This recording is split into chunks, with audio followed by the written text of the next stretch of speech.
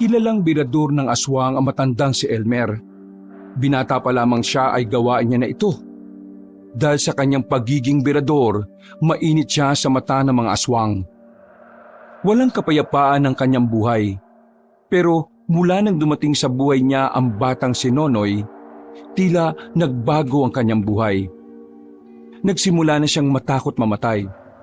At dahil dito, sinamantala ng mga aswang ang pagiging mahina ng kanyang moral. Muntikan na siyang mamatay. Buti na lamang ay iniligtas siya ni Nonoy. Ang batang hindi niya alam ay isa palang aswang. Nang malaman niyang aswang ang bata, matutuliro siya. Hindi niya alam kung ano ang uunahin niya. Ang prinsipyo ba niya o ang kanyang pagiging ama kay Nonoy? Ano nga kaya ang pipiliin ni Elmer? Mas mangingibabaw nga kaya ang pagmamahal niya o handa siyang kalimutan ng pinagsamahan nila ng bata para lang sa kanyang nag-iisang misyon na ubusin ang mga aswang? Ano nga kaya ang mangyayari? Ang mga kasagutan ay abangan lamang dito lang sa nag-iisang tambayan, ang mga kwento ni Ka Banong. Matapang, matatag at brutal. Ito ang pinakaperpektong paglalarawan sa matandang si Elmer. Kilala siya sa buong probinsya na notoryo sa pagpaslang ng mga aswang. Kahit ang mga kapwa niya tao natatakot din sa kanya. Mas delikado pa sa mamamatay tao ang turing sa kanya ng lahat. Talaga namang iginagalang siya. Kahit ang barangay ay mataas ang tingin sa kanya. Pero sa kabila ng lahat ng respeto at papuri na kanyang natatanggap, mas pinagtutuunan niya ang kanyang natatanging misyon. Yun ay ang burahin sa mundong ibabaw ang mga tinuturing niyang salot sa lipunan. Ang mga nilalang na kung tawagin ay aswang. Masasabi ko matapang ka dahil kahit na alam mong buhay pa ako, naglakas loob ka magpakita. Nung gabing yun, katatapos lang paslangin ni Mang Elmer ang isang aswang na nagpumilit makapasok sa barangay Magtibay. Hinugot niya ng malakas ang espadang nakabaon noon sa nilalang. Pagkatapos ay itinusok niya yon sa lupa at dumukot ng sigarilyo. Napayosin na lamang ang matandang birador dahil medyo pinahirapan siya ng kinalaban niya. Nang makita niyang humihinga pa ang aswang, muli niya itong tinarakan ng espada sa dibdib. Sa pagkakataong yon ay tuluyan ng nalagutan ng hininga ang nilalang. Malas mo. Sa dami ng pwedeng makaharap mo ako pa talaga. Pasensya ka na. Hindi uso sa akin ang second chance Mga tangang tao lang ang nagbibigay ng pangalawang pagkakataon. Ibinalik na ni Mang Elmer ang espada sa kanyang lagayan. Sinilaban niya ang katawan ng aswang at saka pinanood ang unti-unting paglamon ng apoy sa bangkay. Matapos yon ay umalis na lang siya nang parang wala lang nangyari. Ganito ang buhay ni Mang Elmer. Naging parte na ng kanyang sistema ang makapatay ng aswang. Parang hindi kumpleto ang isang linggo niya kapag wala siyang dinadali. Nang makalabas na siya sa kagubatan, dumiretso siya sa paborito niyang kinakainan ng pansit. 9:00 na. Pagdating niya roon, magsasarado na ang pansitan. Pero dahil kinatatakutan siya ng mga tao, agad na lumapit sa kanya ang isa sa mga nagbabantay roon. Pansit na kakaunti lang ang gulay ha. At saka yung gusto ko yung mamasa-masa. Mang Elmer, kasi magsasarado na ho kami at saka wala na kasi. Kilala mo ba ako? Ha? Opo, kayo po si Mang Elmer. Alam mong ako ang nagliligtas sa barangay na ito laban sa mga aswang, di ba? Opo. Kaya gawan mo ng paraan. Gusto kong kumain ng pansit ngayon. Pero kilala mo ako. Hindi ako pumapatay ng tao. Pero nambubugbog ako. Lalo na kapag gutom ako. Nang ilapag ni Mang Elmer ang espada niya sa mahabang lamesa, takot na kumilos ang binatang si Igan. Napilitan na itong ilabas sa mga imbak nila kahit na kinabukasan pa dapat yon gagamitin. Habang naghihintay sa pansit na niluluto, nadaanan siya ng kapitan ng barangay Magtibay, si Aling Bulet. Kasama ng matandang babae ang mga tanod nito. Rumuronda kasi ang mga yon sa gabi para manghuli rin ng mga aswang. Magandang gabi sa iyo, Kapitana. Mukhang gumaganda ka yata ngayon, ha? Hoy, wag mo akong binobola, Elmer. Ano na naman ang ginagawa mo? Nananakot ka na naman ba ng mga tao rito para lang pakainin ka? Nananakot, pero magbabayad naman ako. Padabog na inilapag na matandang lalaki ang pera sa lamesa. Ngumisi ito sa kapitana. O, kita mo, magbabayad naman ako eh. No, may pambayad ako. Pero nangiistorbo ka ng mga dapat nagpapahinga na. Kailan mo babawasan na kaangasan mo, ha? Hindi porke tinutulungan mo ang barangay na to na labanan ng mga aswang dapat palagi ka na lang nasusunod. Oo, kalma lang, Kapitana. Hindi ka naman siguro tumigil dito para lang awayin ako, di ba? Ayusin mo ang pakikitungo mo sa mga tao. Huwag mo silang protektahan kung aabusuhin mo lang din sila. Naglakad na palayo ang kapitanang si Bulet. Napangangan na lamang si Elmer. Kumakamot na lamang siya ng ulo. Sa tagal na kasi nilang magkaibigan ni Aling Bulet, kilala na niya ang ugali nito. Parang nagsisilbing nakatatandang kapatid niya yon na laging naninermon sa kanya. Kaya naman, sa lahat ng tao, ang kapitana lang ang hindi niya kayang bastusin. Makalipas sa mga sandali, ay naluto na rin ang pansit. Binigay niya agad ang kanyang bayad. Palis na sana ang binatang si Igan nang paupuin niya ito sa kanyang harapan. Bakit po? Kulang pa po ba yung niluto ko? Anong tingin mo sa akin, matakaw? Paupo ka dito. Sinunod ng binata ang kanyang sinabi. Takot na takot itong humarap sa kanya. Bakit ka natatakot sa akin? Po? Yung mukha mo, para kang maiihi sa salwal. Ang sabi ko, bakit ka natatakot sa akin? Sabi niyo po kasi nambubugbog po kayo eh. Sa tingin mo, bakit kita bubugbugin? Hindi ko po alam. Wala naman po akong kasalanan sa inyo eh. Yun ang punto ko. Hindi kita sasaktan kasi wala ka namang kasalanan at wala kang ginagawang mali. Kaya bakit ka natatakot sa akin? Hindi nakapagsalita ang binatang si Igan. Hindi niya kasi maintindihan kung ano ba ang gustong iparating na matandang kausap niya. Hindi ako kumakain dito at nakikipag-usap sa iyo dahil wala lang. Nandito ako dahil may kailangan akong sabihin sa iyo. Po? Ano po yun? Aso mo yung dinali ng aswang nung nakaraan, hindi ba? Opo. Aso ko nga po yun. Yung aswang na yon, ayun, pinatay ko na kanina. Napatingin si Igan sa espada ng matandang lalaki. Meron pa kasing dugo roon. May alaga rin kasi akong aso noon. At namatay ang aso ko dahil nasa gasaan. Kaya alam ko ang pakiramdam ng mawala ng alaga. Ngayon, hoy, bakit ka umiiyak? Nagpapaliwanag lang naman ako. Maraming salamat po talaga kasi binigyan niyo ng hustisya ang pagkawala ni Elmer. Anong sinabi mo, Elmer? Opo, Elmer ang pangalan niya. Kapangalan niyo po yung aso ko. Ay, nako. O, sige na. Huwag ka nang umiyak dahil naiirita ako sa iyo. Kalalaki mong tao tumigil ka na. Umiiyak ka pa dyan, baka masikmuraan pa kita dyan Mang Elmer, hindi ka naman po pala masama eh. Sira ulo ka pala eh. Kailan ba ako naging masama? Sa sobrang takot kasi sa inyo ng mga tao rito, iniisip nila na masama kang tao, na ginagamit mo lang ang pagiging manunugis at birador mo para may dahilan kang mang-abuso dito. Hoy, wala akong inaabusong tao ha. Mga tsismosa lang nagpapakalat niyan. Biglang nanahimik si Mang Elmer. Sa hindi malamang dahilan, nakaramdam siya ng kaunting inis. Hindi niya kasi nakala na sa kabila ng mga ginagawa niya para sa barangay Magtibay, ay ganun pala ang iniisip sa kanya ng mga residente. Matapos ang pag-uusap na yon, ay umalis na rin siya. Dumiretso na lamang siya sa kanyang bahay. Pagpasok niya, agad niyang hinubad ang suot niyang nabahiran na rin ng dugo.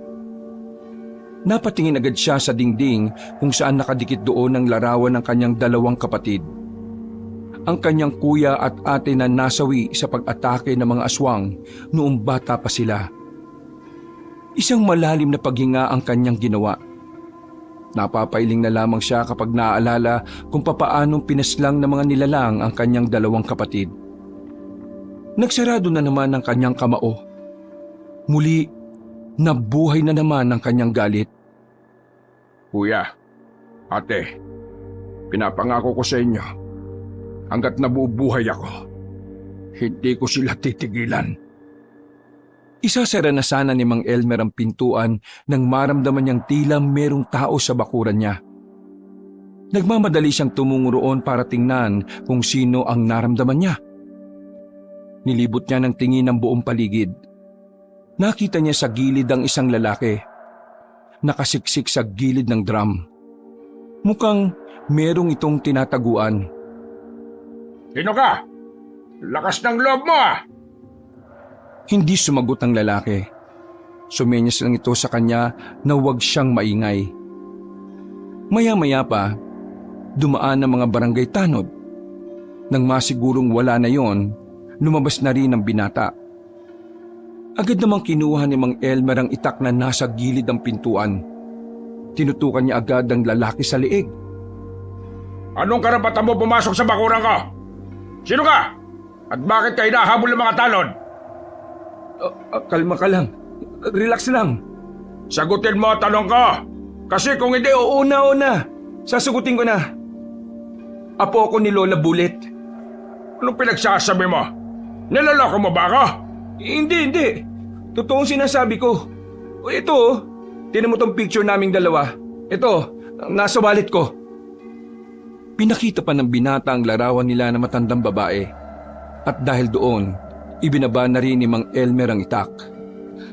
Apo ko ng kapitana rito. Kaya lang naman ako inahabol ng mga yun eh. Kasi ang sabi ni Lola, ipapabugbog niya ako sa mga tanod kapag hindi ko tinapos ang pag-aaral ko. Ayaw ko na kasi talagang mag-aaral eh. Gusto ko na magtrabaho para magkaroon ako ng sarili kong... Kilala mo ba kung sino ako?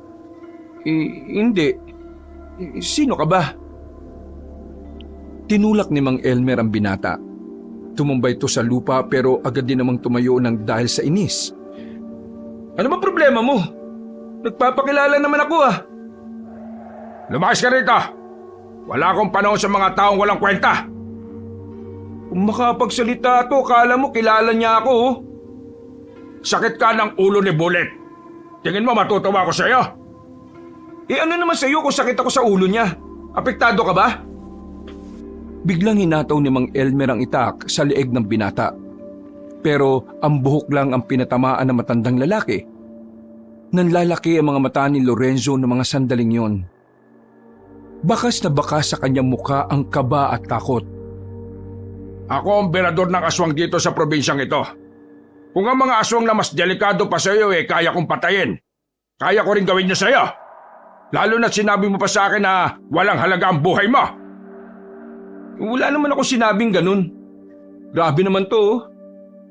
Mona, alis na ako. Nakitago lang ako eh.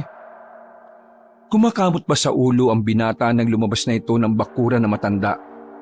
Amat, siraulong tao to ah. Pumasok na lang ulit si Mang Elmer sa loob ng bahay niya. Naiga na lamang ito at agad din namang nakatulog. Kinabukasan, paggising niya, panibagong problema na naman ang bumungad sa kanya. Sinundo kasi siya ng mga tanod sa bahay niya. Pagdating niya ng barangay hall, nalaman niyang may inatake na naman pala ang mga aswang. Buti na lamang ay hindi namatay ang mga biktima. Hindi ba talaga mauubos ang mga aswang na yan, Elmer?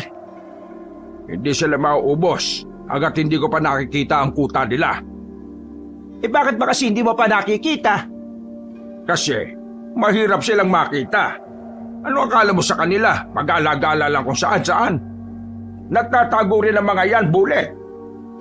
Nitong ang mga susunod na mga araw baka mas dumami pa ang mga aswang na makikita sa probinsyang ito. Kaya kung ako sa'yo, makipag-ugnayan ka na sa iba pang kapitan. Tingin ko idadamay nila ang mga tao sa ibang baryo para gantihan ako. O sige, gagawin ko yan. Pero, ikaw ba? Nangangailangan ka ba ng makakasama sa paghahanap sa mga aswang na yan? Kaya ko naman mag-isa. Hindi. Dapat may kasama ka. Kaya ko nga. Matanda ka na, Elmer. Hindi sa lahat ng oras madadaan sa angas. Ipapasama ko sa iyo ang apo kong si Raulo para naman may magawa siyang maganda sa buhay niya. Biglang naalala ni Mang Elmer ang binatang nakausap niya. Naiisip niya palang nakasama niya yon ay parang sumasakit na kagad ang ulo niya. Sigurado ka bang apo mo yung isasama mo sa akin? Si Raulo yun Ikaw nang bahalang magdisiplina. Basta ikaw, kailangan mo ng kasama. Ikaw na lang ang natitirang kakilala ko na buhay pa, Elmer. Ayaw ka ng pati ikaw mawala pa. Kaya, pwede ba? Pagbigyan mo na ako sa gusto kong ito. Isang malalim na paghinga na lamang ang nagawa ni Mang Elmer. Hindi niya kasi talaga kayang tanggihan ng kapitana. Sa isip-isip din niya kasi, kailangan niya rin talaga ng alalay. Minsan kasi, nararamdaman na rin niya tila bumabagal na rin siya. Okay, sige. Pero ito lang ang sasabihin ko sa iyo, ha?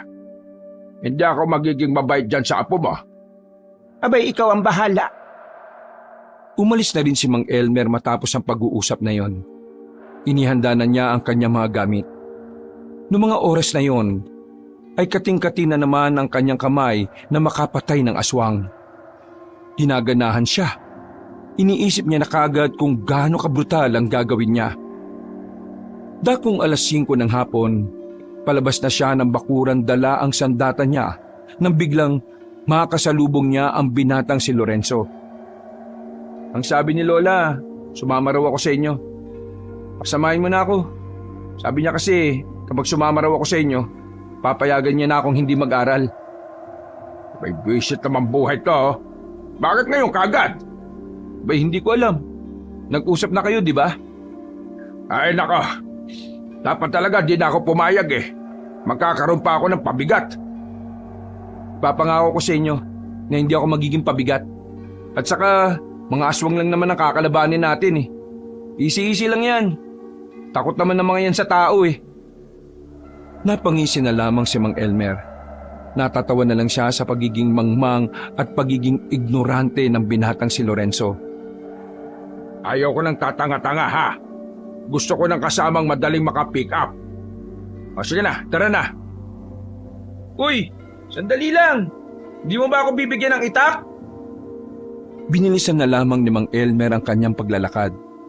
Noong mga sandaling yon, hindi niya iniintindi si Lorenzo. Nakatuon lamang ang atensyon niya sa kailangan niyang gawin. At yun ay ang hanapin ng mga aswang na gumagala sa kagubatan. Nasaan ang mga aswang? Manahimik ka nga muna, pwede. Ang ingay mo Nakasilip sila noon sa malaking bato sa ilog. Pinakikiramdaman ni Mang Elmer ang paligid. Mga ilang sandali lang, sa halip na aswang ang makita nila, isang batang umiiyak ang nakita nilang tumatakbo papalapit sa kanila. Buisit, bakit may bata rito? Uy, bata dito! Ari! Tanga! Tinawag mo pa! Magsasama ka pa ng pabigat! Nang makalapit na sa kanila ang bata, merong yung itinuturo. Iyak ito ng iyak, nanginginig sa takot. Tulong! Tulungan niyo po ko! May nakita akong aswang doon! May kinakain silang tao! Sigurado ka bang aswang ang nakita mo? Opo, aswang po yun. Kawawa yung babae. Kinain nila.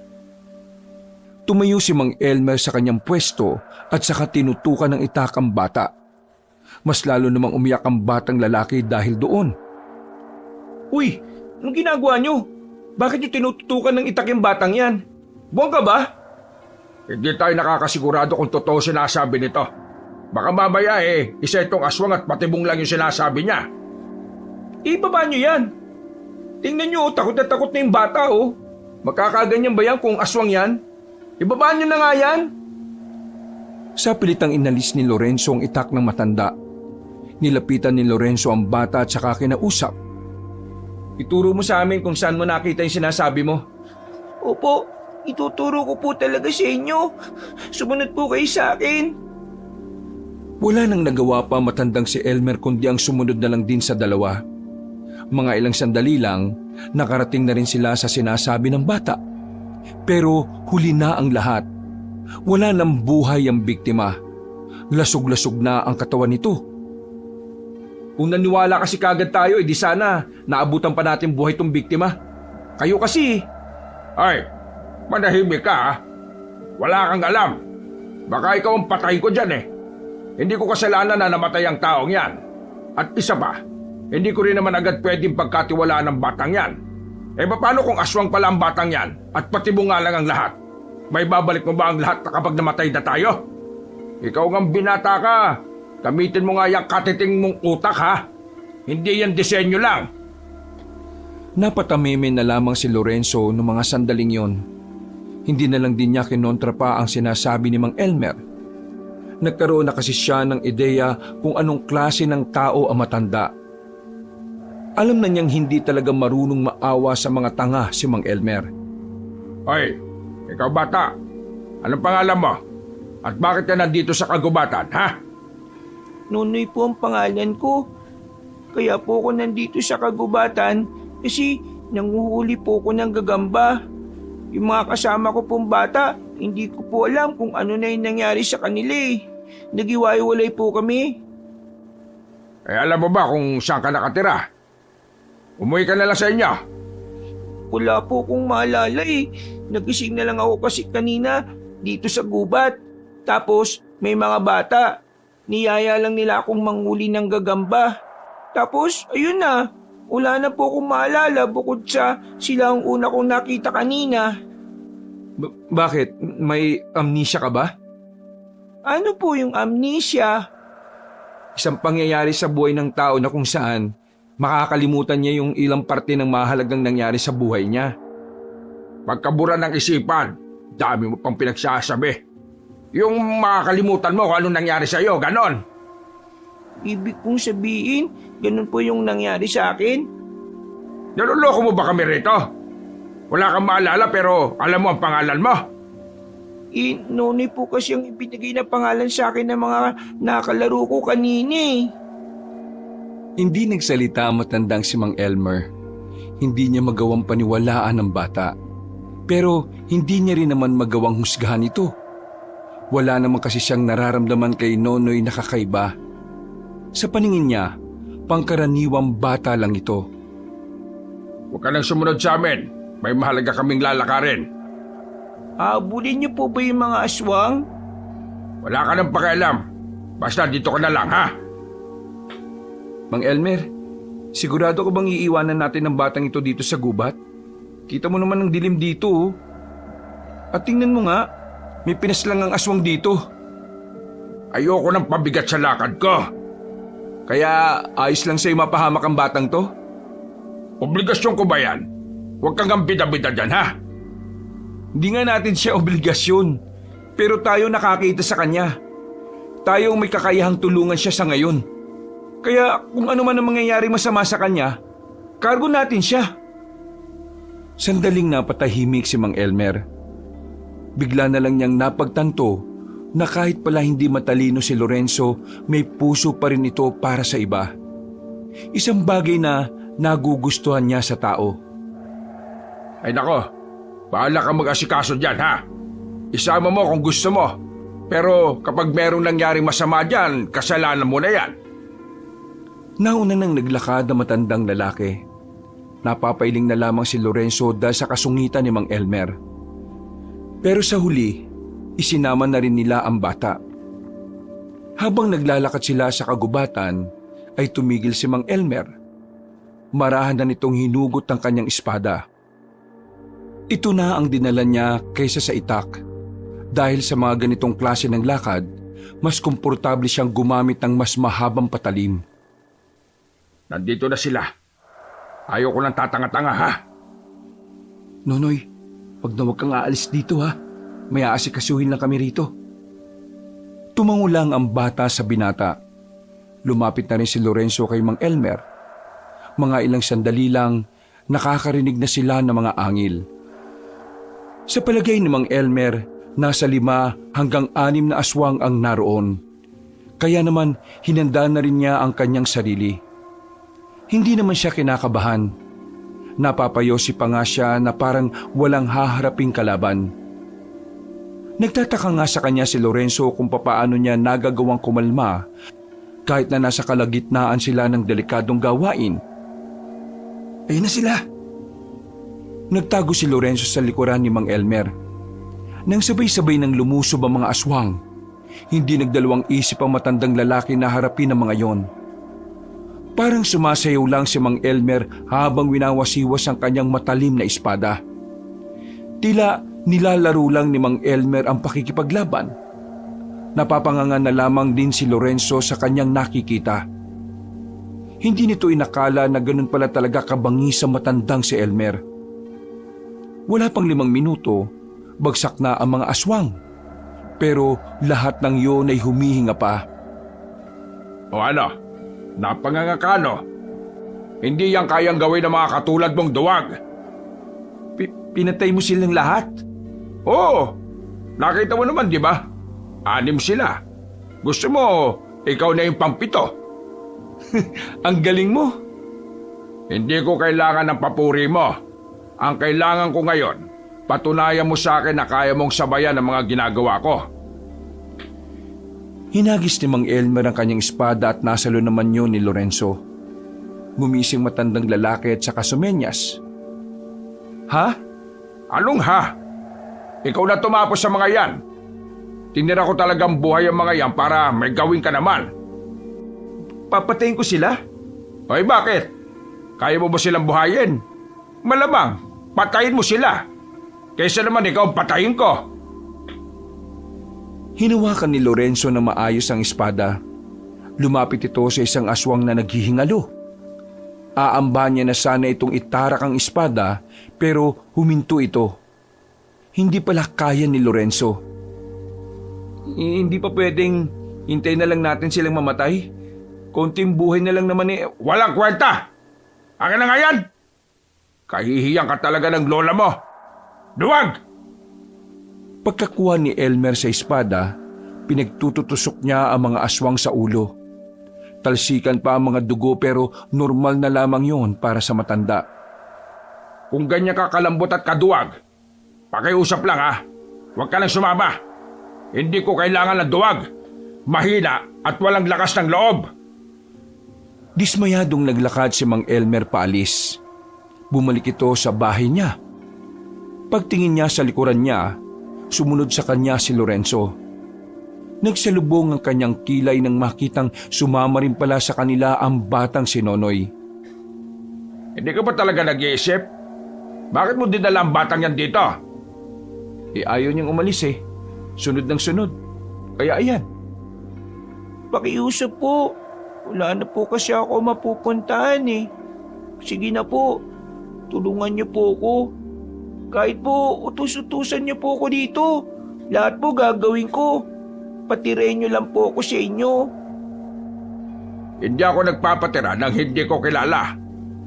Hindi mo nga kilala sarili mo, di ba? Umalis kayo rito. Doon kayo sa barangay matulog. Ayaw ko ng kasama rito. Ayaw ko ng sakit ng ulo. Layas! Siguro kaya ka walang kasama sa buhay kasi ganyan ka sa maugali mo eh. Sa sinabing yun ni Lorenzo, tila nagpantig ang tenga ng matandang lalaki. Otomatikong nakaramdam ng inis at galit si Mang Elmer. Para sa kanya, hindi niya matatanggap na mga salitang yun ay manggagaling sa isang mangmang na binata. Binitiwan ni Mang Elmer ang espada at saka hinawakan sa kwelyo ang binatang si Lorenzo. Wala kang alam kung anong dahilan kung bakit ako ganito, ha? Kaya ikaw, Manahimik ka kung ayaw mo makatikim sa akin. Totoo naman kasi. Ang sama ng ugali mo. Pati bata gaganyanin mo. Tinututukan mo pa nga ng... Oo! Masama ugali ko. At kahit kailan, hindi mo mababago yon. Hindi yun mababago ng isang kagaya mong walang ibang alam kung hindi maging problema sa iba. Umalis na kayo! Bago ko pa makalimutan na apo ka ng kaibigan ko. Bintiwan na ni Mang Elmer ang kwelyo ng binata. Papasok na sana matandang lalaki pero nagsalita pa ulit si Lorenzo. Kahit mangmang ako, hindi ako kagaya mo na walang ibang inisip kundi ang sarili lang. Hindi na napigilan pa ni Mang Elmer ang kanyang sarili. Sinuntok na niya sa mukha ang binata. Nagulat si Lorenzo ng mga sandaling yun. Kahit kasi matanda na, malakas pa rin ang suntok na matandang lalaki. Para siyang sinuntok ng boksingero.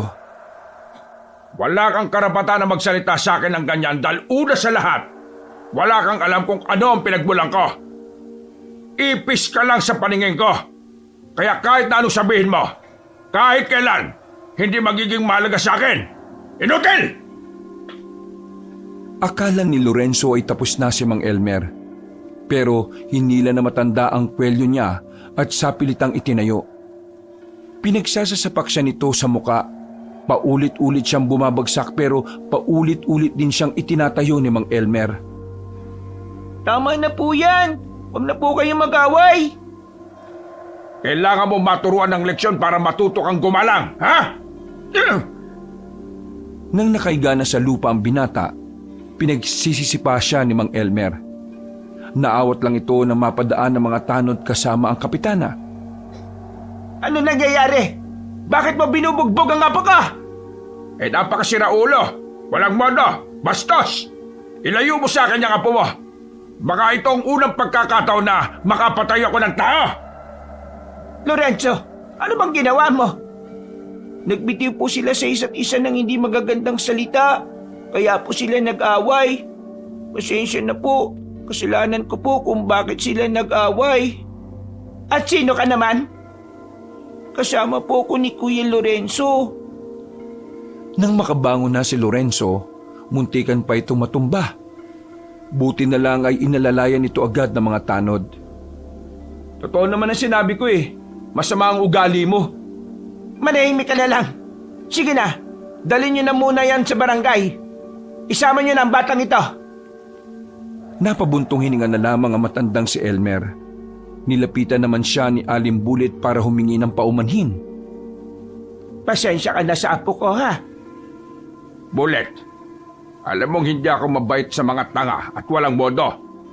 Kaya sana nahubad na niya lahat ng pangit niyang ugali. Dismayadong pumasok na lamang si Mang Elmer. Napabuntong hininga na lamang siya sa nangyari.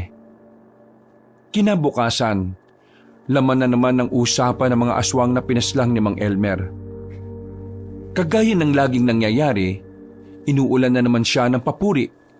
Pero kahit na kailan, hindi naman naging mahalaga sa kanya ang papuri ng mga tao. Ang gusto niya lamang ay maubos na ang mga salot ng lipunan. Habang nagpapakulo ng tubig at tulala sa sinasalang, biglang dumating ang binatang si Lorenzo kasama ang batang si Nonoy. May mga band-aid na ang mukha nito at medyo nakapikit ang kaliwang mata. Ang titigas ng ulo niyo ah! Sinabi ko ng... Hindi po kami nandito para magalit po kayo. Nandito lang po kami kasi may sasabihin po kasi sa inyo si Kuya Lorenzo. Mang Efren, pasensya na sa mga nasabi ko sa inyo kagabi. Napaliwanag na sa akin ni Lola lahat. Kaya ngayon naiintindihan ko na kung bakit ka ganyan sa hindi mo kilala. Pasensya na ho talaga. Masyado kitang hinusgahan kahit na hindi pa kita nakikilala. Alam kong mali ang mga sinabi ko. Kaya humihingi po ako ng dispensa. Sinabihan ka ng lola mo kaya ka nandito ngayon. Sinabihan niya ako pero kagustuhan ko na rin. Alam niyo po, aminado kong mahina naman talaga ang utak ko eh. Wala akong silbi sa pamilya. Pero hindi naman po ako masamang tao. Marunong akong magpakumbaba. kapag alam ko pong ako ang mali, humihingi po ako ng dispensa. Kaya sana po, tanggapin niyo po ako. Sige. Ayaw ko na lang maulit yon kasi baka sa susunod, sa morgue ka na damputin. Isa pa, Elmer ang pangalan ko. Pinagsasasabi mong Efren. Ay, oo nga po pala. Elmer nga po pala. Sa susunod, kilalanin mo ng maigi ang isang tao bago ka magbitaw ng mga husga, ha? Kaya nga po, kung ayos lang sana hayaan niyo pa rin akong sumama sa inyo. Nang sa ganun mas makilala ko na po kayo. Para kapag kilala ko na po kayo, pwede ko na po kayong husgahan. Oo, nag-uumpisa ka na naman ba? Naku, hindi po. Nagbibiro lang naman po ako. Buti naman po't bati na kayo. Dapat talaga hindi kayo nag-aaway kasi masama nag-aaway Paano yung batang yan? Hindi ho siya pwede sa barangay Mang Elmer. Walang bakanting lugar dun sa kanya. Biglang lumapit ang batang si Nonoy kay Mang Elmer. Hinawakan ng bata ang kanyang kamay at tila nangingilid pa ang luha. Mang Elmer, sige na po. Parang awa niyo na po. Wala na po ako mapupuntahan Ayaw ko na po sa labas lagi. Natatakot po ako sa mga aswang. Mang Elmer, kahit po ano gagawin ko, maging alipin niyo po ako ayos lang po. Sige na po, pakiusap po, isama niyo na po ko. Diyos ko naman, ang bihira naman talagang buhay to, Mang Elmer, siguro naman, hindi naman makakasama kung pagbibigyan natin yung bata hanggat wala pa siyang malilipatan. Kasi naman...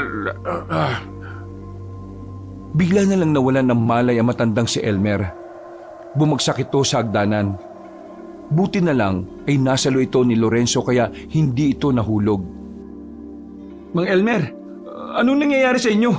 Mang Elmer, huy! Binuhat ni Lorenzo ang matanda. Ipinasok nila yon sa loob ng bahay. Agad na inasikaso nila si Mang Elmer. Yung abaniko, kunin mo. Paypayan mo siya. Ihanda ko ang lahat ng dapat nating gamitin. Hindi malaman ni Lorenzo kung ano ang gagawin sa mga sandaling yon. Nang makakita siya ng matapang na langis, nilagyan niya si Mang Elmer sa ilong. Mga ilang sandali lang, nagkaroon na ulit ng malay ang matanda. Nagsasalita ito, pero hindi nila gaanong maintindihan dahil naninigas ang panga nito. Ha? Hindi ko kayo maintindihan. Kuya Lorenzo, tingin kong sinasabi niya, yung kamay niya at paa, kailangan nating hilutin. Ha? O sige. Ikaw sa kamay, ako naman sa binti. Halos 5 minuto nilang hinilot ang matandang si Elmer. Mga ilang sandali lang ay nawala na rin ang paninigas ng ilang parte ng katawan nito. Hingal na hingal ang dalawa. Kabado sila dahil nakita nilang nagkukulay ubi na ang labi ni Mang Elmer. Mang Elmer, kumusta po ang kalagayan niyo? Ayos na po ba kayo? Mang Elmer? Kaya ko na. Ayos na ako. Akala namin, mawawala na kayo, Mang Elmer. Ano ka ba? Masamang magsalita ng ganyan, Nonoy. Munti ka na naman ako. Mang Elmer, ano po bang nangyayari sa inyo? Matagal niyo na po ba itong nararanasan? Wala ito. Huwag nyo nang pansinin. Kailangan niyo pong sabihin sa amin. Para po kapag nangyari ulit yan, alam na po namin ang gagawin namin. Oo, tama si Nonoy. Hindi nyo ako obligasyon para mag-alala. Hayaan nyo ako mamatay. Mang Elmer naman, ayaw namin mangyari yun. Kahit na binugbog mo ko, hindi ko pa rin kayang isipin na mamamatay ka sa harapan namin nang wala kaming ginagawa. Ayaw kong pag-usapan ngayon. Siguro sa susunod na araw na lang. Magsasabi ako sa inyo kapag nasa mood na ako. Mang Elmer, pwede na po ba akong tumira dito? Papayagan kitang tumira dito, pero matuto kang maglinis ng bahay, ha? Opo, kaya ko po yun, Mang Elmer. Pwede po bang tawagin ko na lang din po kayong Tatay Elmer? Ha? Natamimi si Mang Elmer sa mga sandaling yon. Yung kasi ang unang pagkakataon na narinig niya ang pangalan niya bilang tatay. Nasanay na kasing mamuhay na mag-isa ang matandang lalaki. Hindi niya naranasan na merong ibang tao ang nag-aasikaso sa kanya. Kaya naman naninibago siya sa mga nangyayari. Aminado naman si Mang Elmer na may parte ng puso niya na nagugustuhan ng ginawa ng dalawa. Malaki ang pasasalamat niya kay Lorenzo at Nonoy. Dahil kung hindi dahil sa dalawa, baka hindi na niya nasilayan pa ang susunod na bukas. Hindi na namalayan ni Mang Elmer na pumayag na lang siya sa gusto ng bata. Pinatira niya ito sa bahay niya. Kasama na rin si Lorenzo. Nagtataka nga sa kanya si Aling Bulit kasi hindi inakala ng kapitana na madaling papayag si Mang Elmer na kupkupin ng dalawa. Lumipas ang 1 buwan. Naging parte na ng sistema ni Mang Elmer ang presensya ni Lorenzo at Nonoy. Tila hindi kumpleto ang araw niya kapag mag-isa lang siyang nasa hapagkainan. Tila nahati na rin ang kanyang atensyon. Kung dati ay nakatuon lang ang utak niya sa mga aswang, ngayon ay nakatuon na rin ang utak niya sa bahay niya. Dahil mula na magkaroon siya ng kasama, palagi na niyang iniisip kung saan siya kukuha ng kakainin nila. Sa loob ng 1 buwan, malaki na ang pinagbago ng matandang lalaki. Bagay na kahit papaano gusto rin naman ni Mang Elmer. Oh, nasaan na naman yung batang yon? Baka ho nandyan lang po sa labas, naglalaro. Eh anong oras na oh? Hindi ba siya nagugutom? Tapos kapag nagkasakit, iiyak-iyak at ayaw uminom ng gamot. Sira ulo talagang bata yun, oh. Lingid sa kaalaman ng lahat, may espesyal na lugar ang mga bata sa puso ni Mang Elmer. Kaya naman, nang dumating sa buhay niya si Nonoy, hindi niya na namalaya na unti-unti na pala siyang nagpapakaama. Nag-aalala siya sa kapakanan at kalusugan ng bata. Uy, nag-aalala siya. Hindi naman siya dating ganyan. Gusto mong balian kita ng buto mo dyan? Alam mo, Mang Elmer, wala namang masama minsan kung aaminin na malambot tayo. Kasi sabi nga sa akin ng lola ko noon, kapag tinanggap mo ang kahinaan mo, ibig sabihin ay tanggap mo na kung ano ka. Sinabi rin niya sa akin yan. Hindi pa rin pala siya nagbabago ng mga salita niya. Pero may iba po tayo, ha? Bakit po kaya wala na nagpaparamdam na aswang sa nakalipas na buwan, no? Sumeryoso ang mukha ni Mang Elmer dahil sa tanong na yon. Umupo ito sa gilid ng binata. Huminga ng malalim. Ang totoo niyan, hindi ko rin alam eh. Nababahala nga ako kasi ngayon, hindi ko sila nararamdaman. Ang mas nakakabahala kasi sa mga aswang, mga traidor sila umatake. Hindi sila magpaparamdam tapos kugulatin ka na lang. Kaya naman, itong pansamantalang kapayapaan na meron tayo, dapat di natin pinagkakatiwalaan. Kasi may kapalit ang katahimikan na ito. Kung sa bagay, tama po kayo. Lalo na't alam nating papanin lang ang mga aswang. O sige, dito ka lang. Hahanapin ko lang si Nonoy. Baka mamaya nakikipag-away na naman yon.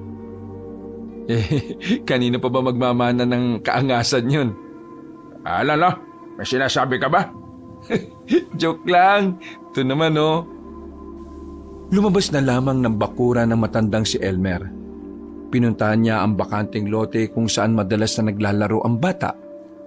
Pagdating niya roon, ay nakita niyang maraming bata ang naglalaro. Sinuyod niya ng tingin ang lugar. Nasipat niya si Nonoy na may kinakausap na matandang lalaki. Kahit bagyang nakatakip ang mukha ng matandang lalaki, alam na agad niyang aswang ang matandang yon. Kinuha ni Mang Elmer ang sanga at binali sa gitna. Gagamitin niyang panaksak yon sa matandang aswang. Pero bago siya makalapit, ay bigla na lang yung umalis. Tatay Elmer? Anong sinabi niya sa'yo? Ang sabi po niya, samahan ko daw siyang bumili ng bigas. Nahihirapan daw po kasi siya maglakad kaya kailangan niya po ng katulong. Nahihirapang maglakad ayun nakatakbo nga kagad. Nonoy, di ba sinabihan kita na huwag ka makikipag-usap sa hindi mo kilala?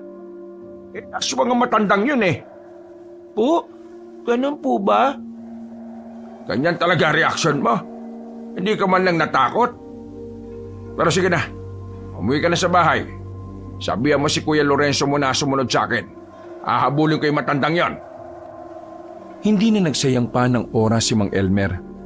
Tumakbo siya patungo sa pinuntahan ng misteryosong matanda. Nakarating na siya sa bungad ng kagubatan. Tumigil siya. Hindi na muna siya pumasok. Alam niyang mahuhulog lang siya sa isang patibong kung aabante pa siya. Sa susunod na lapitan mo pa si Nonoy, hindi ka makakatakas sa akin. Pasalamat ka dahil wala akong dalang espada. Lumayas ka na! Dahil kapag nakita pa kita ngayon, patay kang matanda ka! Wala siyang natanggap na tugon. Pero naramdaman na ni Mang Elmer na umalis na ang hinahabol niya. Hindi na siya nagtagal doon. Naglakad na lang siya pabalik. Nakasalubong niya pa si Lorenzo na dala ang kanyang espada. Mang Elmer, ayos ka lang ba? Hindi naman ako napalaban Pero masama ang kutob ko. Tingin ko, punteriya din ng mga aswang si Nonoy. Po? Bakit po si Nonoy? Pwede naman ako. Matanda ka na. Anong mapapala nila sa'yo? Makunat ka na. At saka si Nonoy ang punteriya nila dahil alam nilang yun ang kainaan ko. Hindi kapag ako palang nakuha, ayos lang. Hindi ka manghihina? Patanga ng patanga yung sinasabi mo Muwi na lang tayo. Baka masikmuraan pa kita rito. Dahil sa insidenteng yon, mas lalong naging mapagbantay si Mang Elmer. Hindi niya inaalis ang tingin niya sa batang si Nonoy. Batid niya kasing anumang oras ay maaring dukutin si Nonoy sa kanila. Lumipas pa ang ilang araw hanggang sa umabot na naman ng isang buwan. Mas nababahala na naman si Mang Elmer dahil hindi na naman nagpaparamdam ang mga aswang. Dahil sa ganitong sitwasyon, pinagbawalan na muna niyang lumabas ang dalawa. Sigurado ba kayong dito na muna ako? Paano kayo? Mas kailangan ka ni Nonoy. Gawin mo na lang ang lahat ng tinuro ko sa'yo sakaling malagay kayo sa alanganin. Pero hanggat nandito kayo sa bahay, walang gagalaw sa inyo. Huwag lang kayong lalabas. Sige na, mauna na ako. Tumungo si Mang Elmer sa kakilala niyang Bombay na si Jabar. Ang Bombay na ito ay merong mga kagamitan na pinaparentahan. Sa tuwing may kailangan siyang gamit laban sa mga aswang, si Jabar agad ang naiisip niya. Sasapit na ang gabi nang dumating siya sa bahay ng Bombay. Pagdating niya roon, nakasarado ang pintuan ng tindahan. Lumapit si Mang Elmer at saka kinalembang ang maliit na bell sa gilid ng pintuan. Mga ilang sandali lang ay lumabas na rin ang lalaking balbasarado. O Elmer, long time no see. Buti naman pakita ka na ngayon. Para di na ako mahirap hanap sa'yo at sigil sa'yo utang mo. Ano, babayad ka ba? Hindi ako nandito para magbayad ng utang. Ay naku, naloko na. Ano gawa mo, ikaw punta rito? Utang ka na naman ba? Ay nako, wala na. Lugi na negosyo ko. Nandito ako para bilhin ng isang bagay. Bilhin? E di ikaw pala mayroong pera.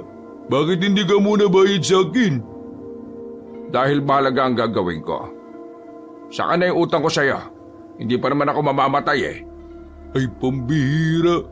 Ikaw talaga. Kahit kailan kawawa ko sa'yo lagi. Ano ba kailangan mo, kaibigan? Gusto kong bilhin ng pulseras na itim na inaalok mo sa akin noong nakaraan. Ang pulseras na kayang tukuyin kung may aswang sa paligid o wala. Ah, aswang. Sabi ko na nga ba? Kasi, alam mo, nakaraan pa may aswang dito. Paikot-ikot. Pero, mga manunugis dito wala kwenta.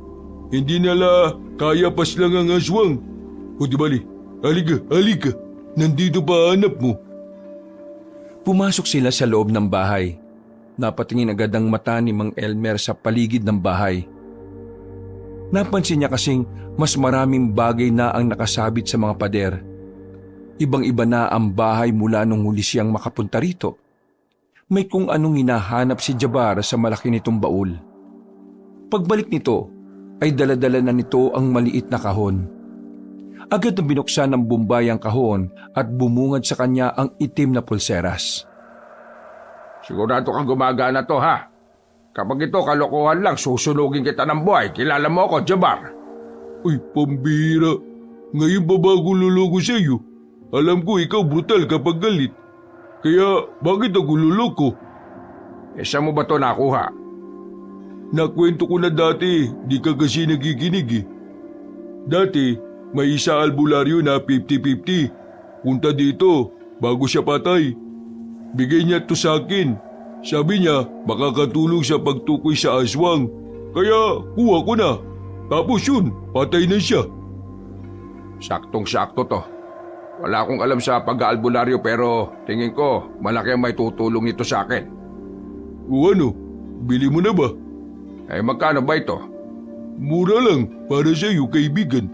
Bigay ko sa iyo 700. 700? Anong mura doon? Murahin kita dyan eh. Oo, naku. Huwag ka kuripot. Ako wala kita ngayon. Baka makita mo hanap mo. Aba, kumapalag ka na pala ngayon, ha? Hindi, biro lang. O naman seryoso masyado eh. O sige na, binta ko na sa iyo 500. Visit ka. Pati ako tutubuan mo parang malaki. Inabot na ni Mang Elmer ang pera at saka kinuha na rin ang pulseras. Palis na sana matandang si Elmer nang may pahabol pa sa kanya si Jabar. Kaibigan, ingat ka ba lagi? Kaibigan kita, kaya ako nag-aalala sa iyo. Sila mag-ingat sa akin.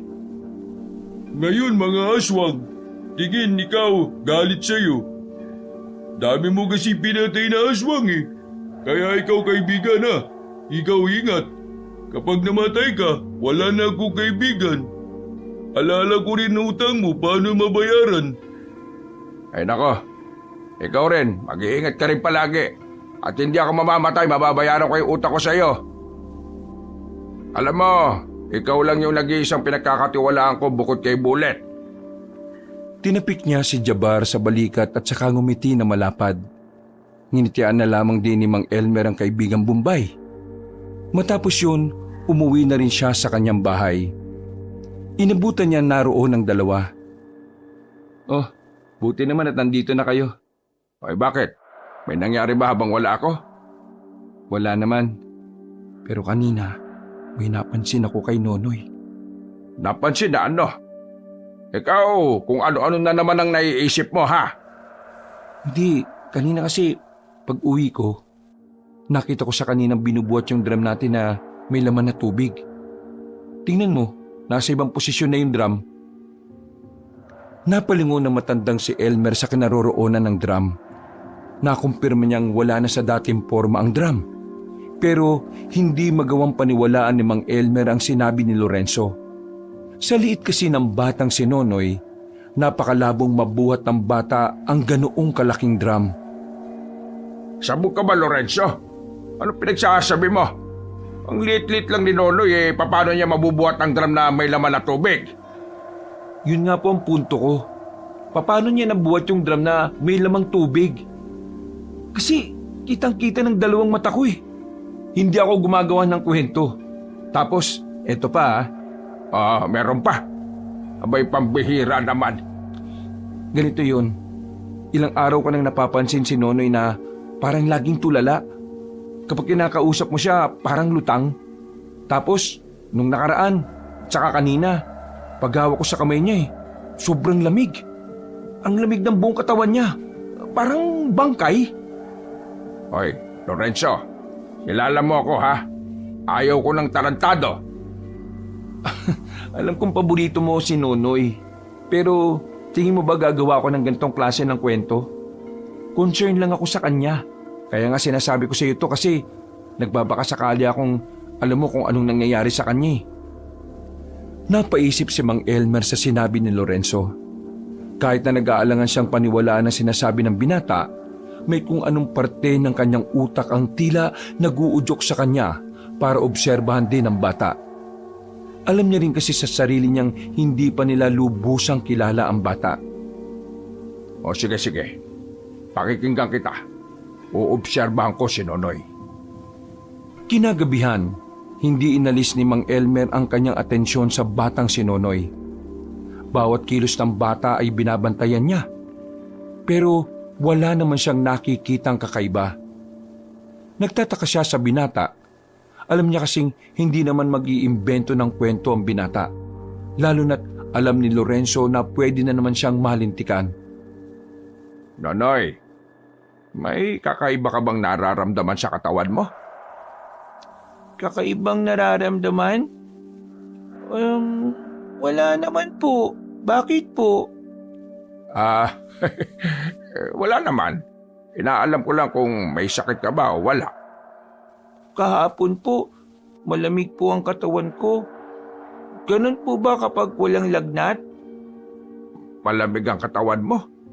Paano malamig? Para po kasing lamig po ng tubig sa banga. Sa puntong ito, tuluyan ang nakumpirma ni Mang Elmer na totoo nga ang sinasabi ni Lorenzo sa kanya. Hindi niya sigurado kung ano ang nangyayari sa bata. Tatay Elmer, ayos lang po ba kayo? Oo. Ayos lang naman ako. Sige na. Matulog ka na at matutulog na rin ako. Pumasok na lamang ang bata sa silid, habang silang dalawa naman ni Lorenzo ang magkasamang natulog sa sala. Habang nakahiga ay nakatingin siya sa kisame. Iniisip ni Mang Elmer ang batang si Nonoy. Habang tumatagal, mas lalo siyang nakakaroon ng interes na alamin kung ano ba talaga ang pinagmulan ng bata. Kung may alam lang sana siya sa pag-aalbularyo, madali na lang sana niyang matutukoy ang katauhan ni Nonoy. Pero isa lang naman siyang birador na ang alam ay pumatay lang ng pumatay ng aswang. Kakaisip ay nakaramdam na rin ng antok ang matandang si Elmer.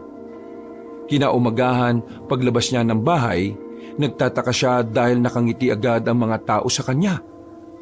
Nakita niyang dumating din si Lorenzo na galing sa labas. May dala itong pandesal at kape. Mang Elmer, ang angas mo naman pala. Putok na naman ang pangalan mo.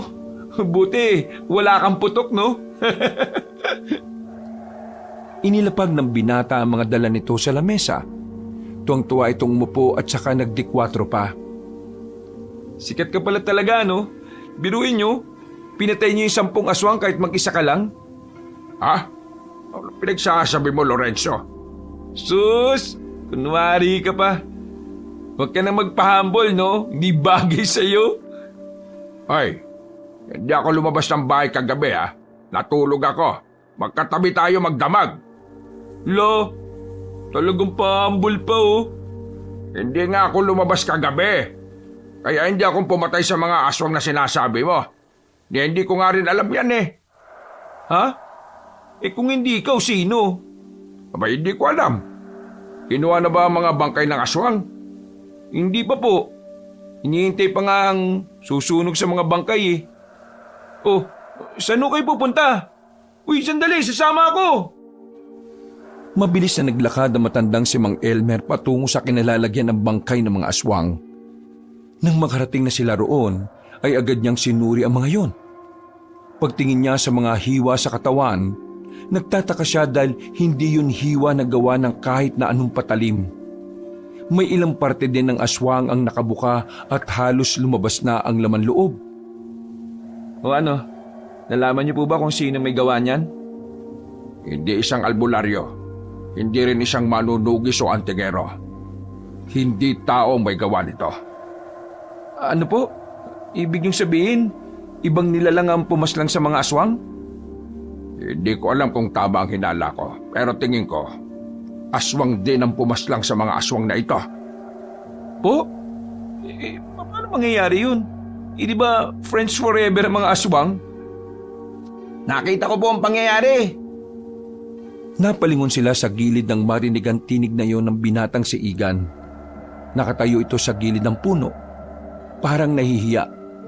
Hindi makatingin ng maayos. Natatakot kay Mang Elmer. Ano nakita mo? Nakita ko yung patayan sa pagitan ng mga aswang at ng nag-iisang aswang. Malakas yung isang aswang. Sobrang bilis. Teka. Paano kami maniniwala sa'yo?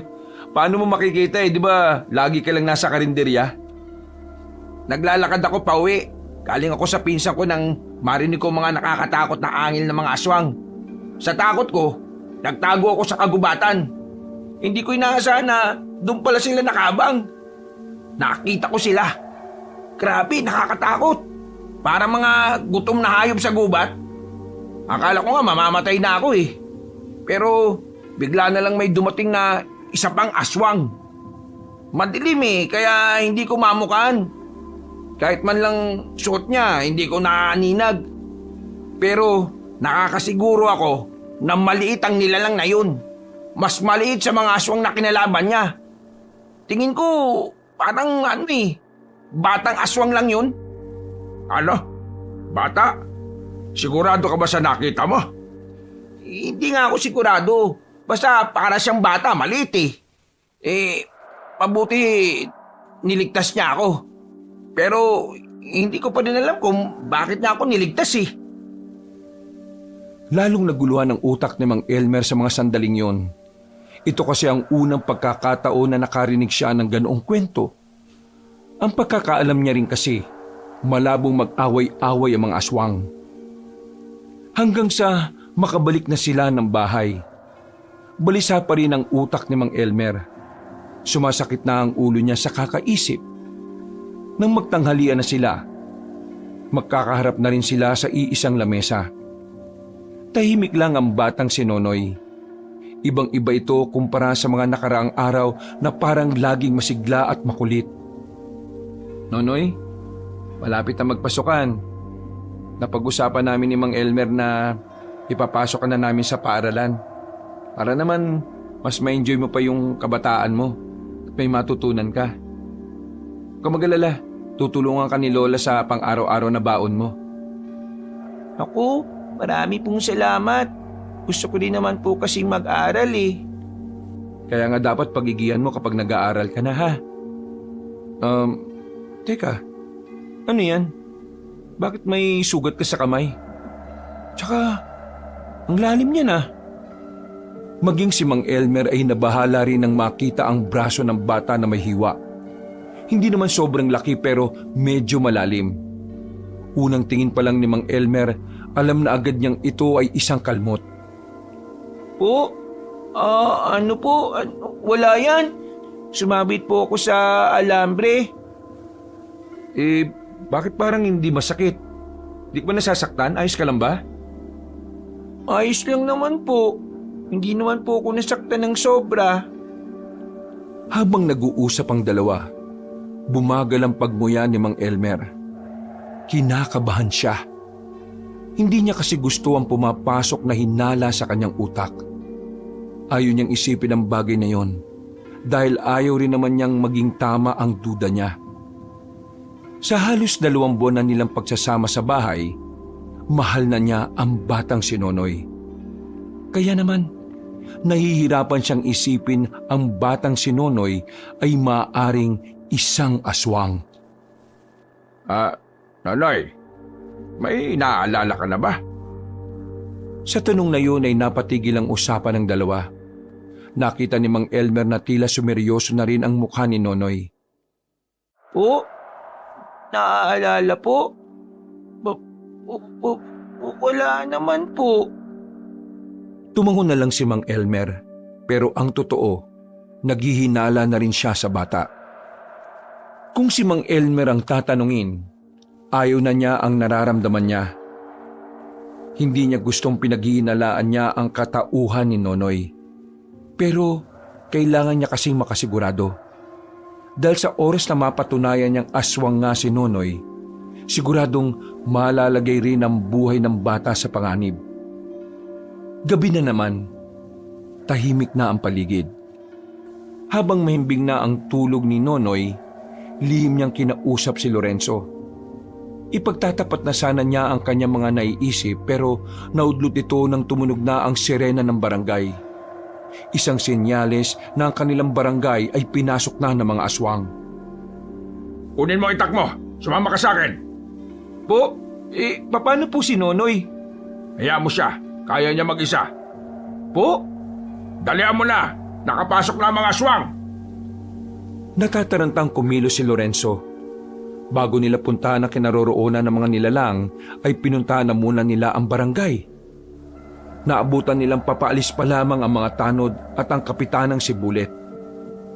Huwag na kayo sumunod, Bullet.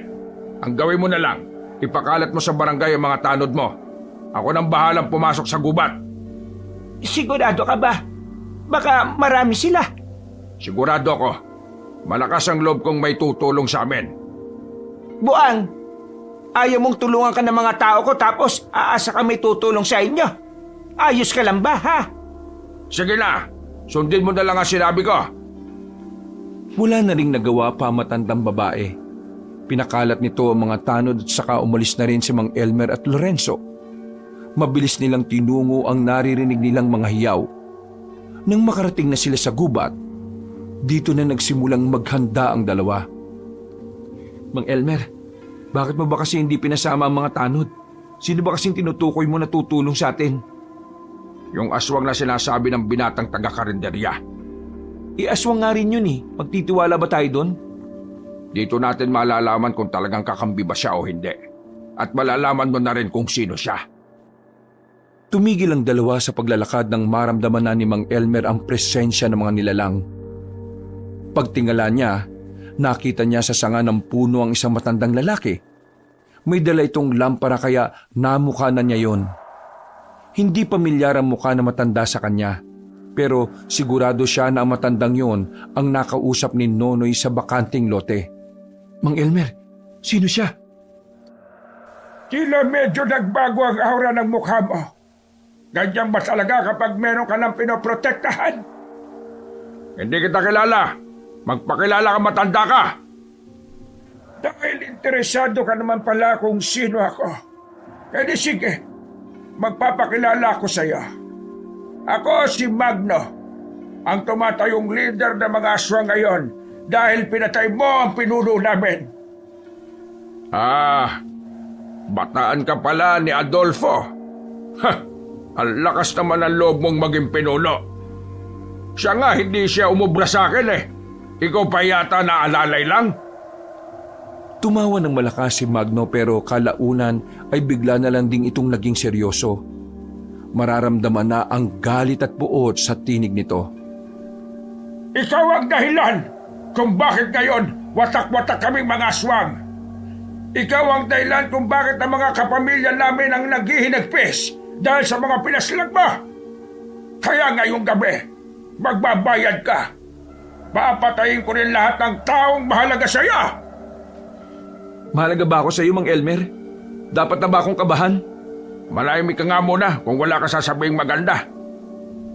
Mga kasama, kayo na ang bahala sa dalawang ito. Patayin niyo si Elmer. Dalhin niyo sa akin ang ulo niya. Mula sa likuran ng nagtataasang puno, lumabas ang iba't ibang uri ng aswang. Sa puntong ito, nakaramdam na ng kaba si Lorenzo. Sa sobrang takot, hindi na niya maalala ang mga itinuro sa kanya ni Mang Elmer kung papaanong makipaglaban. Ganda mo ang sarili mo. Pambira naman, mukhang ito nang huli ah. Matagal lang hindi nakakakain ng mga bataan ko. Kaya ngayong gabi, kayo ang magbibigay sa kanila na mabuhay pa ng matagal. Gagawin nila kayong pagkain. Dali-daling gumapang ang mga aswang patungo sa kanila. Hindi naman nabahala si Mang Elmer doon. Winasiwas niya ang kanyang espada. Marami agad ang natamaan niya. Habang si Lorenzo naman, nagdadalawang isip pa rin kung tatagayin niya ng itak ang kaharap niya. Puro lamang siya amba. Ala, ganyan ka na lang. Patayin mo! Hindi ko yata kaya eh. Una pa lang sinabihan na kita. Ayaw ko ng duwag. Pumapatay ako ng taong dawag at tanga! Nang lumundag ang isang aswang palapit kay Lorenzo, agad na umilag ang binata. Sa wakas ay nagawa na rin niyang ihataw ang daladalang itak. Tinamaan ang aswang sa mukha kaya nakadistansya ng kaunti ang binata. Hanggang sa muli, mga kaibigan! Ay, saan ka pupunta? Maglalaban pa tayo, huwag kang duwag! Tinuwanan lang siya ni Magno at saka lumipad na rin palayo. Samantala, bigla namang mas dumami ang kalaban nila. Magkadikit na silang dalawa. Ang hirap talaga lumaban kapag may ibang iniintindi.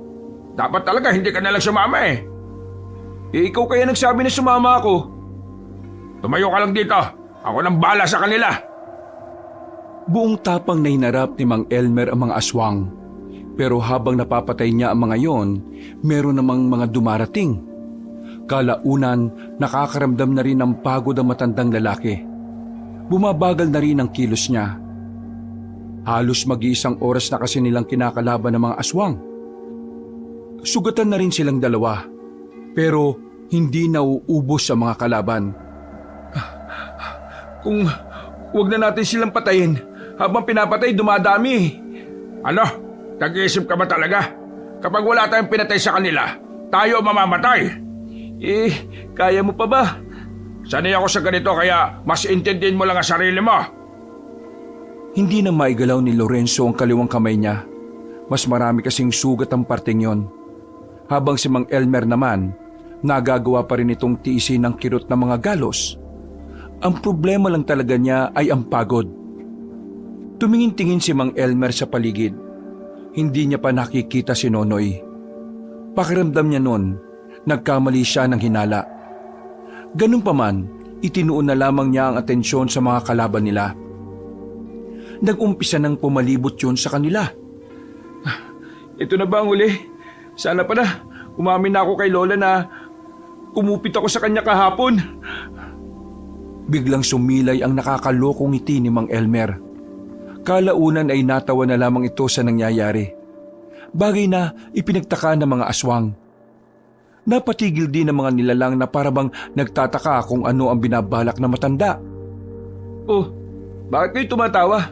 Nababaliw ka na ba? Kasi mamamatay na tayo? Hindi ko maiwasang matawa eh.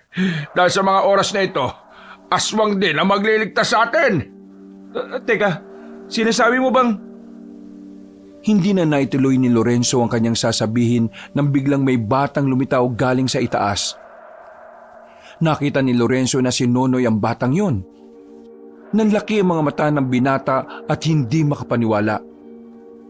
Mas lalo pa itong nawindang nang makitang mabilis na kumilos si Nonoy palapit sa mga aswang. Pinagkakakalmot ng bata ang kapwa nito aswang. Mabilis, sobrang liksi. Hindi na nila namalayan kung nasaan na ang bata. Basta nakikita na lamang nilang tumutumba na ang mga kalaban. Naririnig nilang tumutunog din ang mga lieg ng mga yon. Teka, si Nonoy ba talaga nakikita ko? Magpasalamat ka na lang. Bumalik na rin sila sa pakikipaglaban. Sinabayan nila ang batang si Nonoy sa pakikipagbakbakan. Ang kaninang mga aswang na dumadami, unti-unti na ring nababawasan ng dumating si Nonoy. Nang mapansin ng mga aswang na tila hindi sila uubra kay Nonoy, unti-unti na silang umatras. Hindi na rin hinabol pa ni Nonoy ang mga yon. Nang matigil na ang labanan, nahihiya ang batang lumapit kay Mang Elmer.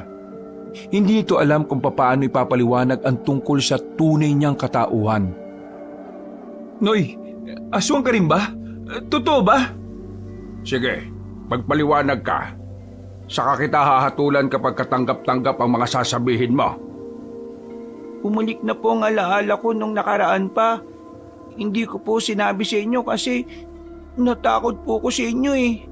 Alam ko po kasi kung gaano kalaki ang galit nyo sa mga aswang. Kaya naman naisipan ko pong itago ang totoo.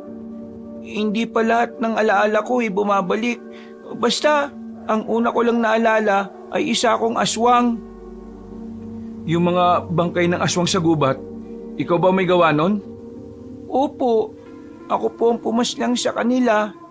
Nang maalala ko kasi yung pagiging aswang ko, gusto ko nang umalis at hindi na magpakita sa inyo. Pero habang naglalakad ako, nakita kong may nahabol na lalaki. Kaya tinulungan ko po siya. Doon ko po nalaman, pwede pa rin pala akong maging mabuti kahit na aswang ako. Mang Elmer, ano pong hatol nyo? Kahit ako, nabibigla din eh. Hindi ko inakala na ganito pala si Nonoy. Kung ano man po ang gagawin niyo sa akin, maluwag ko pong tatanggapin. Alam ko pong kalaban niyo mga aswang. Kaya kung papaslangin niyo din po ako bilang parte ng misyon po ninyo, hindi po ako magtatanim ng sama ng loob. Mamamatay po ako masaya dahil sa mga kamay niyo po ako namatay. Hindi. Walang papanaw. Ano pong ibig niyong sabihin?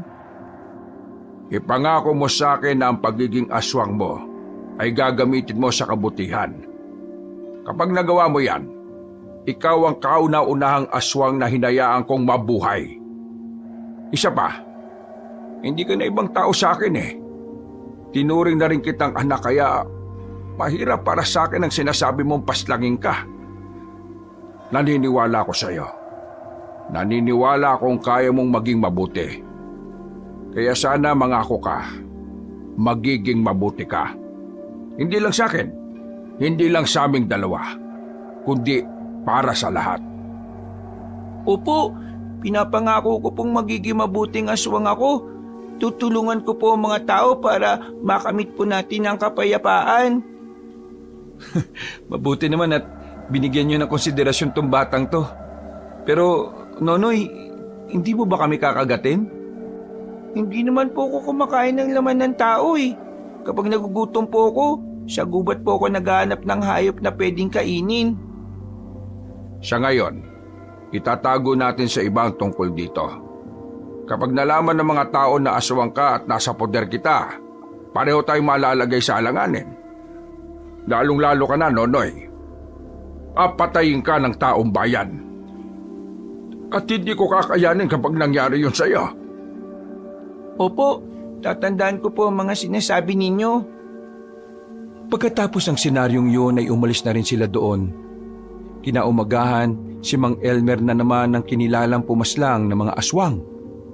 Hindi rin naman kasi nila masabi na si Nonoy ang halos umubos sa mga nilalang. Iritang-irita si Mang Elmer dahil kada dadaan sa bahay nila, nakakatanggap siya ng papuri na alam naman niyang hindi dapat para sa kanya.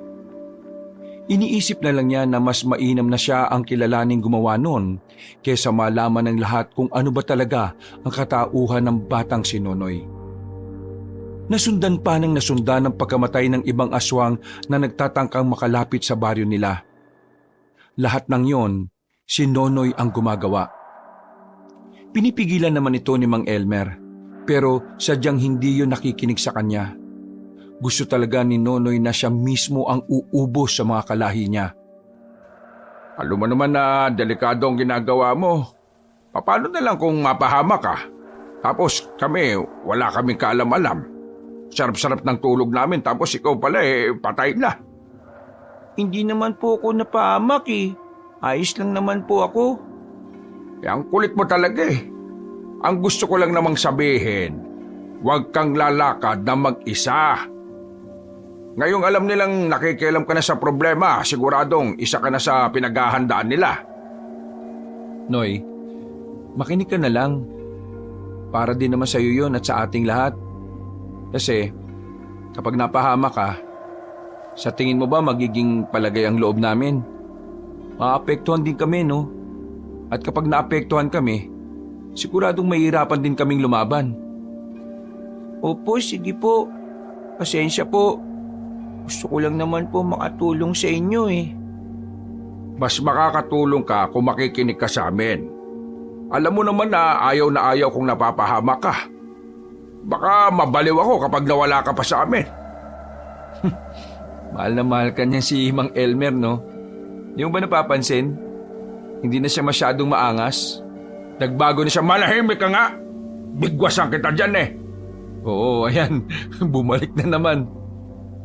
Sige na. Kumain na lang talaga tayo. Sabay-sabay na naghapunan ng tatlo. Naging magaan naman ang mga sandali para sa kanila. Matapos kumain, ay naghanda na rin sila sa kanilang pagtulog. Mga bandang 10:00 ng gabi, mahimbing na ang tulog ng batang si Nonoy. Sasamantalahin na ng dalawa ang pagkakataon para lumakad. Pupuntahan kasi nila ang hinihinalang tinatambayan ng aswang tuwing gabi. Sigurado kayang hindi magigising at susunod ang batang yun?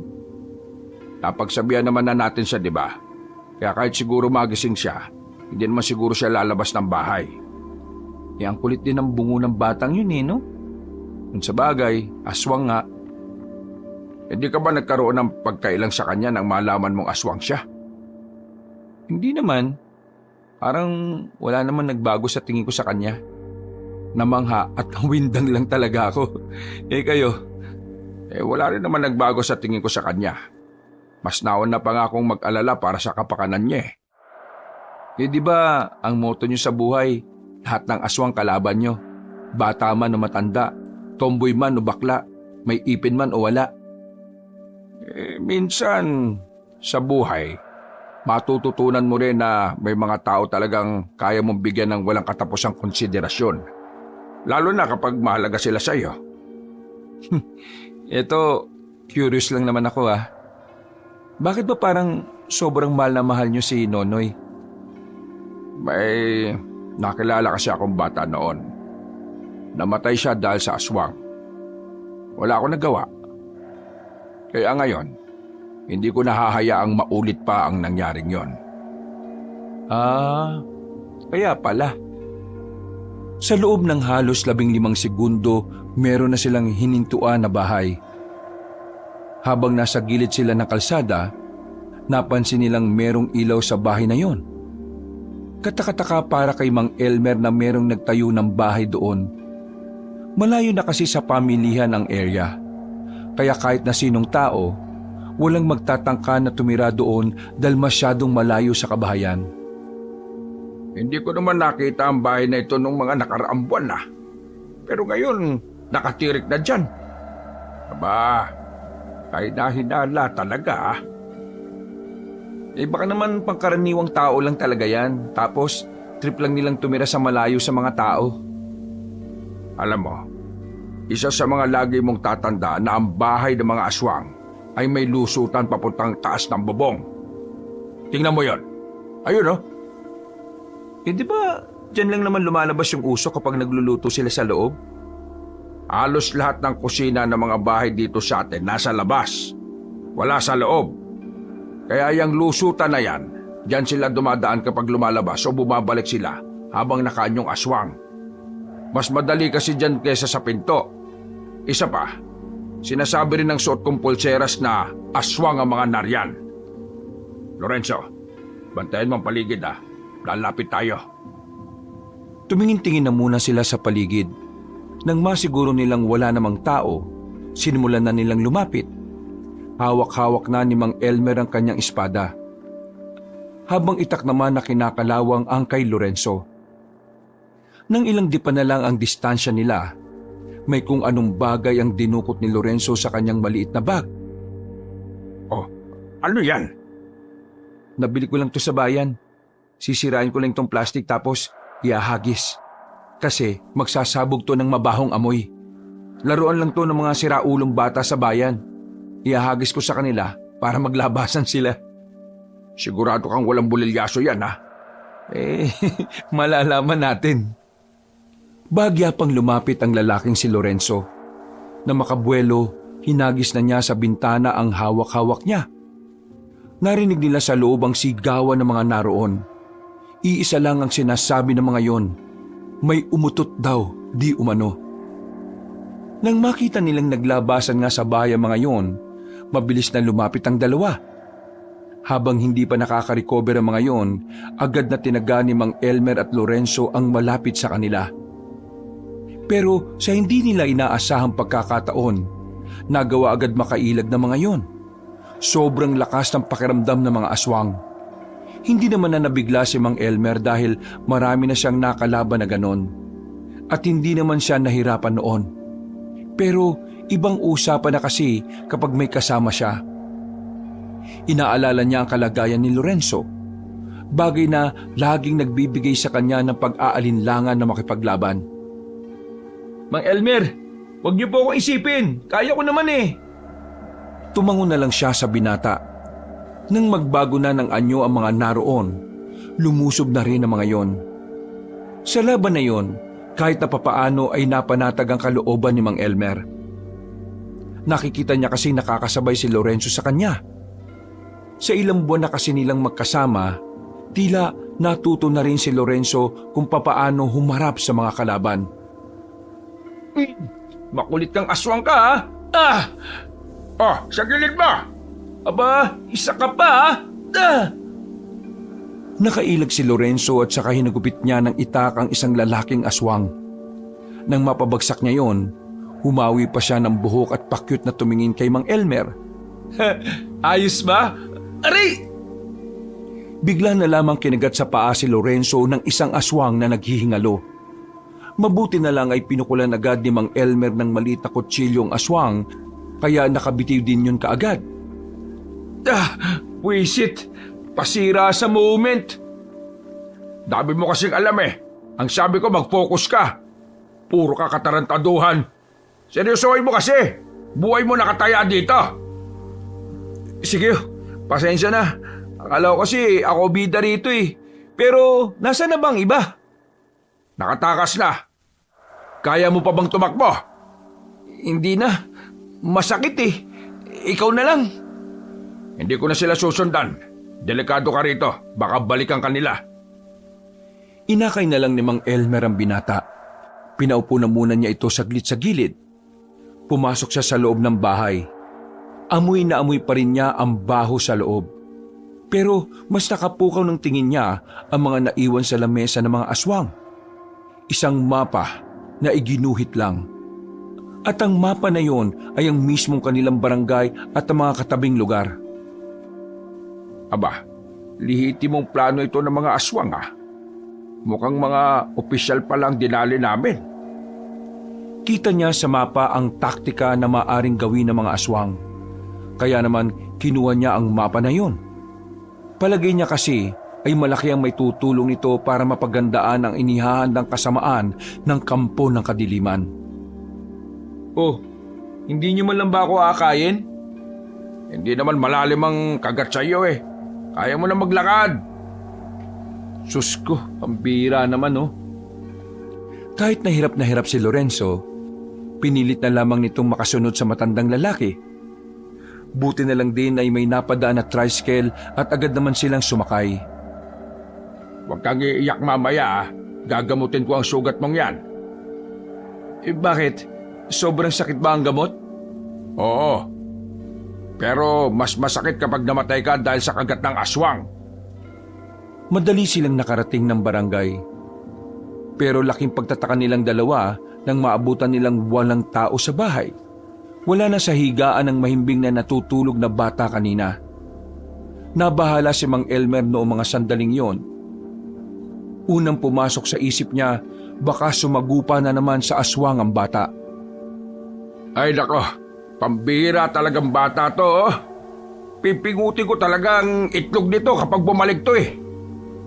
Mang Elmer, naalarma matandang lalaki na makita niyang namumutla na si Lorenzo.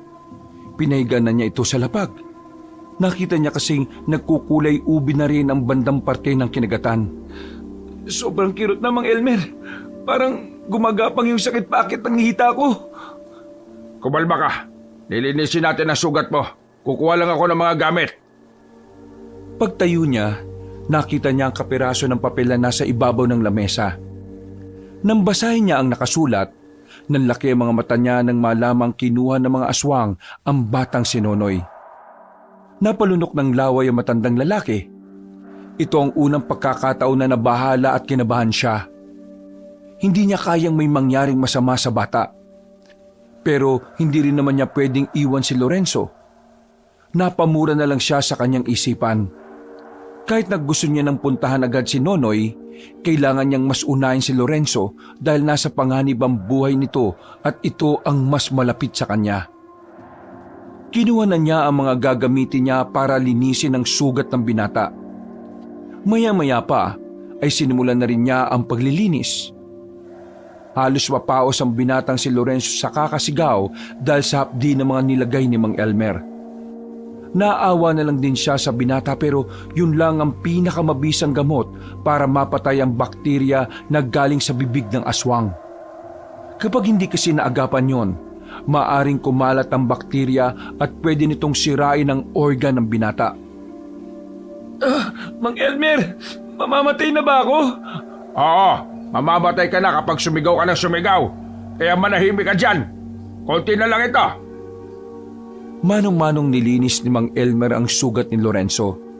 Meron din siyang pinainom na halamang gamot. At meron din siyang pinanguyan na dahon. Makalipas lang ng ilang oras, nawala na rin ang kirot sa paa ng binata. Nagagawa na rin itong igalaw ang paa at naitatapak na rin. Maraming salamat, Mang Elmer. Akala ko ba hindi ka albularyo? Bakit ang galing yung manggamot ng sugat? Huwag ka masyadong bumilib. Bukod sa pumapatay ng aswang, yan lang din ang talagang alam ko.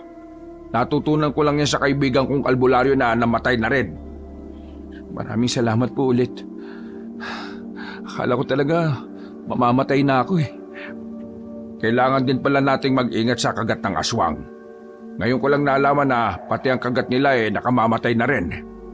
Totoo nga ang nababalitaan ko. Ibang uri na ng aswang ang mga gumagala ngayon.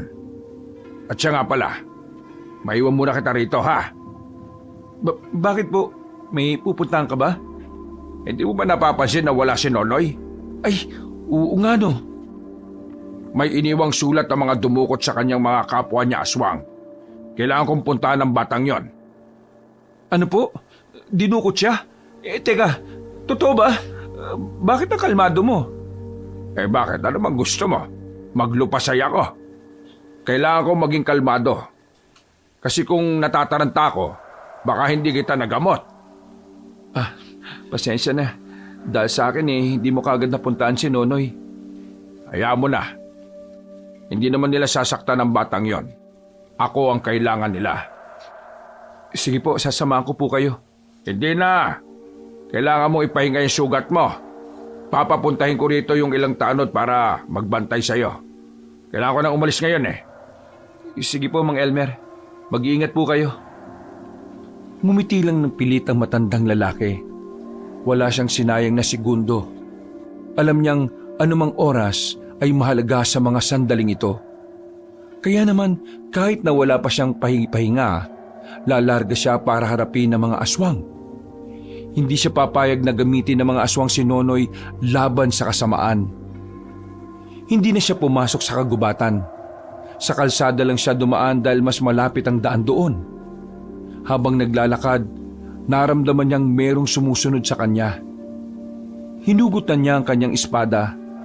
Maraan siyang naglakad sa harapan ng halamanan. Hindi ka aswang. Hindi ka mararamdaman ng pulseras ko. Pero nararamdaman kita. Sino ka? Lumabas ka dyan! Nakatutok lamang ang espada nang biglang may binatang lumabas mula roon. Maliwanag ang buwan, kaya kahit na papaano ay nakilala niya ang taong yon. Boy Karinderya. Igan po ang pangalan ko, Mang Elmer. Wala akong pakialam kung anong pangalan mo. Ang gusto kong malaman, anong ginagawa mo dyan? Bakit mo ako sinusundan? Gusto ko po sana na samahan kayo eh. Hindi ko kailangan ng pabigat ngayon, no? Umuwi ka na sa inyo. Magbalat ka na lang ng patatas. Kaya ko po kayong tulungan. Hindi mo alam ang sinasabi mo. Aswang ang makakalaban ko, hindi mga tao sa bilyaran. Meron akong dalang anting-anting. Galing ito sa baul ng lolo ko. Tingin ko, pwede niyong gamitin ng anting-anting. Agad na inilabas ng binata ang isang medalyon na kulay ginto na merong mahabang tali. Ito yung sinasabi sa akin ng lolo ko na gamitin ko raw kapag may mga masasamang elemento. Isuot ko raw sa bewang ko. Pero nung sinuot ko nung nakaraan, nagkasakit lang ako eh. Tingin ko, hindi para sa akin to. Tingin ko, para sa iyo to, Mang Elmer. Inabot ng binatang si Iga ng anting-anting kay Mang Elmer. Tinanggap naman ito agad na matanda. Sinuri niya yung saglit, At napatunayan niya ngang ang medalyon na yon ay lihitimong anting-anting. Hindi ko alam kung pwede ko itong gamitin. Alam mo, hindi ako pwedeng gumamit ng anting-anting na hindi ko kilala. Ang mga anting-anting, mutya o agimat ay may mga buhay rin. Meron silang kinikilalang mga amo. Pero mag-aanim na taon nang wala si Lolo. Kung talagang nangingilala ng among anting-anting, tingin ko matagal na rin siyang naghahanap ng bagong amo. Bakit hindi niyo subukang gamitin? Suotin niyo, Mang Elmer. Huminga ng malalim si Mang Elmer. Kinakabahan siya. Yung kasi ang unang pagkakataon na susubok siya sa isang anting-anting. Ang paniniwala niya kasi noon, hindi na niya kailangan ng mga ganoong bagay. Dahil kaya namang lumaban ng umaasa lang sa sarili nitong lakas. Pero ibang usapan na kasi ngayon. Alam niyang ang mga kalaban niya ngayon ay hindi naggaya ng mga naunang pinapatay niya lang ng basta. Isinuot niya ang anting-anting. Nang nasa bewang na niya ito, wala naman siyang ibang nararamdaman. Kumusta? May nararamdaman ba kayong kakaiba? Wala pa. Hindi naman agad tumatalab ang anting-anting sa mga bagong tagapangalaga. Pero salamat sa anting-anting ah. Sige na, umuwi ka na. Pero gusto kong sumama eh. Hindi nga pwede. Bakit man tigas ng bumbunan mo? Binigyan ko kayo ng anting-anting kaya dapat isama niyo ako. Sige na, Mang Elmer. Gusto ko maging proud sa akin ng tatay ko. Ikamamatay mo lang kung sasama ka sa akin. Wala kang kaalam-alam sa pakikipaglaban. Basta, wala akong pakialam kung mamamatay ako. Kung yun lang ang tanging paraan para matuwa sa akin ng tatay ko, gagawin ko. Sige nga, anong kaya mong gawin? Inilabas ni Igan ang nakatagong punyal sa likuran nito. Punyal ito ni Lolo. Ito ang gagamitin ko laban sa mga aswang. Bahala ka kung gusto mong sumama. Wala akong kasalanan kapag namatay ka, ha? Naku, maraming salamat, Mang Elmer. Hindi na lamang nagsalita si Mang Elmer. Nauna na itong naglakad. Hinayaan na lamang niya ang binata sa gusto nito. Nagpatuloy si Mang Elmer sa paglalakad. Tahimik lang naman si Igan kaya naging swabe ang kanilang paglalakad. Hindi ito gaya ni Lorenzo na kung ano-ano ang pinagsasasabi. Isang oras ang nakalipas, natanaw na rin nila ang isang lugar na ngayon lang din nakita ni Mang Elmer. Bago pa lang ang lugar na yon, tingin ni Mang Elmer ay sinadyang mabuo ang lugar na yon para lang talaga sa mga aswang. Mang Elmer, yan na ba yung lunggaan ng mga aswang? Oo, pero ako lang ang papasok, ha? Kapag hindi ako nakabalik sa loob ng kalahating oras, bumalik ka na sa barangay natin. Puntahan mo si Kapitana. Sabihin mong abisuhan ng ibang manunugi sa iba't ibang barangay. Naintindihan mo ba ako? Yun lang ang gagawin ko. Oo, huwag ka na makulit. Makinig ka na lang. Sige po, masusunod po, Mang Elmer. Huminga ng malalim ang matandang si Elmer. Nang makabuelo, lumapit na rin siya sa baryo. Nakapasok siya sa baryo ng mga aswang nang walang nakakakita sa kanya. Pero ang numero unong problema niya ay kung saan niya hahanapin ang batang si Nonoy. Patay na. Napakamot na lamang ng ulo si Mang Elmer nang meron na siyang makasalubong ng mga aswang. Agad niyang kinalaban ang mga yon. Nakakapalag naman siya at nakakasabay sa mga ito. Ang kaso nga lang, nasira na ang plano niya. Kaya naman, habang nakikipaglaban siya, iniisip na niya kung ano ang susunod niyang gagawin. Marami pa kayong kakainin bigas. Pero mas maganda kung isasaing niyo muna. Pagkahataw niya ng espada niya, bigla na lang niyang naramdaman na may tumusok na kung anong bagay sa leeg niya. Paghawak niya, kasing laki lang yun ng karayom. Unti-unting nanlabo ang mga paningin niya. Maya-maya lang, nagdilim na rin ang paligid. Hindi na alam ni Mang Elmer ang sumunod na mga nangyari. Basta't nagising na lamang siya na nakagapos na siya sa upuan. Kaharap niya ang mga aswang, pati na rin ang pinuno ng mga yon. Nasa pagkakaalala niya ay Magno ang pangalan. Hindi ka ba marunong makaintindi ng sulat? Ang sabi ko sa sulat, pupunta ka lang ng mapayapa. Kasi ang dapat mo lang gawin, isuko ang sarili mo kapalit ang bata. Pero anong ginawa mo? Pinaslang mo pa ang mga tauhan ka. Isang malakas na sampal ang natanggap ni Mang Elmer. Dumugo agad ang labi niya sa lakas ng impact. Pero hindi siya nagpakita ng kahit na anong pagkasindak. Sa halip, inangasan niya si Magno. Hindi ko kasalanan na mahihina ang mga tao mo. Baka nakakalimutan mong hawak ko ang batang pinakamamahal mo. Tingin mo pupunta ako rito kung nakalimutan ka? Pwede bang gumamit ka naman kahit kaunting utak? Nakakatuwa ka naman pala, no? Kahit na alam mong mamamatay ka na ngayon, nag-aangas ka pa rin. Ngayon na matatapos ang pagiging siga mo sa angkan ng mga aswang, Elmer. Napalingon si Mang Elmer sa pintuan nang may ipinasok na lalaki ang mga aswang. Nadismaya ang matandang birador. Ang pag-asang may darating pa sa kanila ay nalusaw dahil sa pagkahuli kay Igan. Pasensya na, Mang Elmer. Patakas na ako. Nahuli nila ako eh. Pambihira ka. Wala na. Tanggapin na lang natin ito na ang huli nating buhay. Tumawa ng malakas sa matandang si Magno. Tuwang-tuwa itong makita na nawawala na ng angas si Mang Elmer. Tingnan mo ang mukha mo. Para kang kawawang tuta. Sige na mga bata. Dalhin nyo na ang dalawang yan sa bakuran ng headquarters natin. Maranay nila ng mga aswang ang dalawa. Halos makaladkad si Mang Elmer at Igan. Pagdating nila sa malawak na bakuran, ay itinali ang kamay nila sa magkabilang kawayan. Naririnig na nila ang mga hiyawan ng mga aswang, mga hiyawan ng pagdiriwang at pagkagigil. Maya-maya lang, dinala na rin ng mga aswang ang batang si Nonoy. Tinanggal mismo ni Magno ang pagkakabusal sa bibig ng bata. Nonoy, sinaktan ka ba nila? Ayos ka lang ba? Hindi po ako sinaktan. Huwag niyo na po akong intindihin.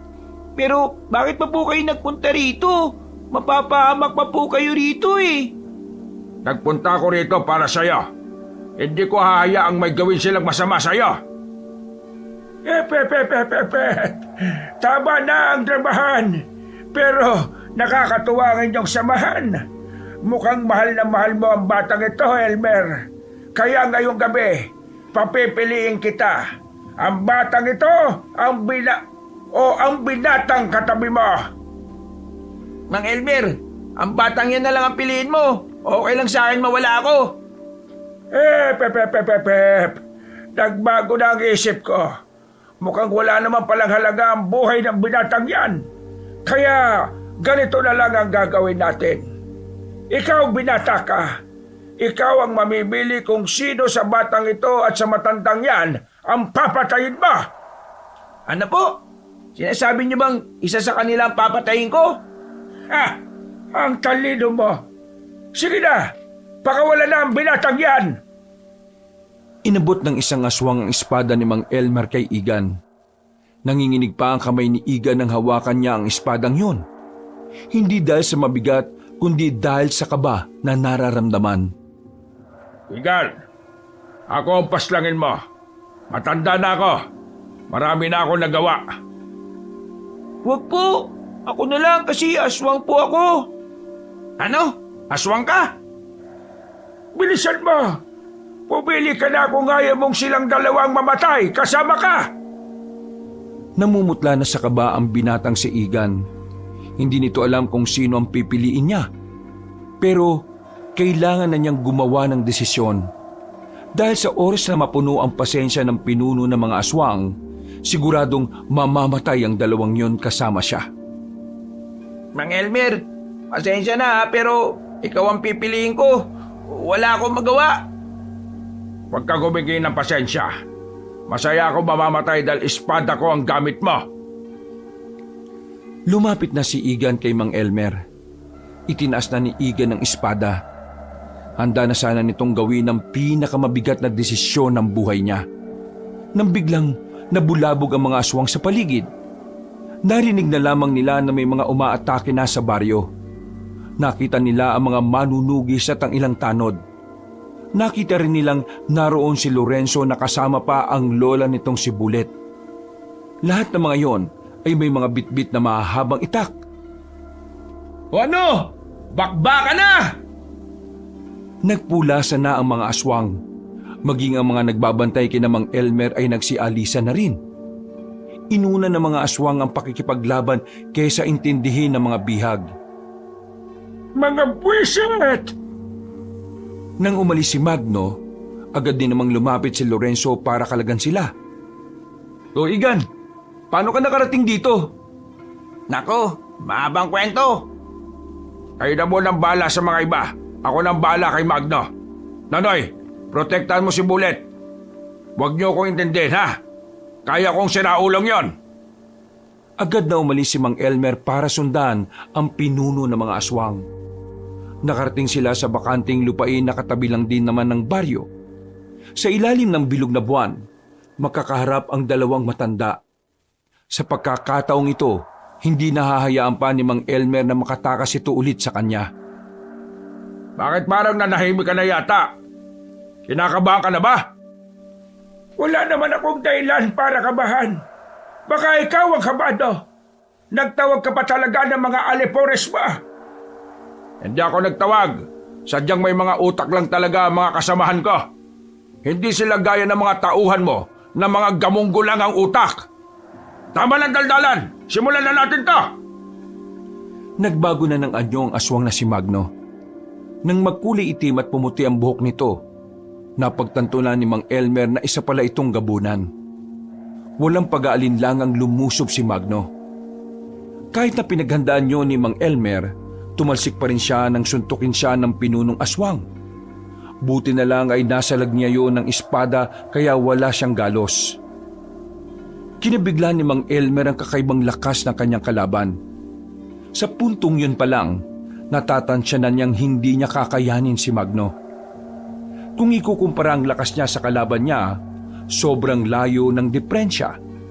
Alam niyang hindi siya uubra kahit na marami na rin siyang karanasan sa pakikipaglaban. Isa pa, yun din kasi ang unang pagkakataon na may nakaharap siyang gabunan.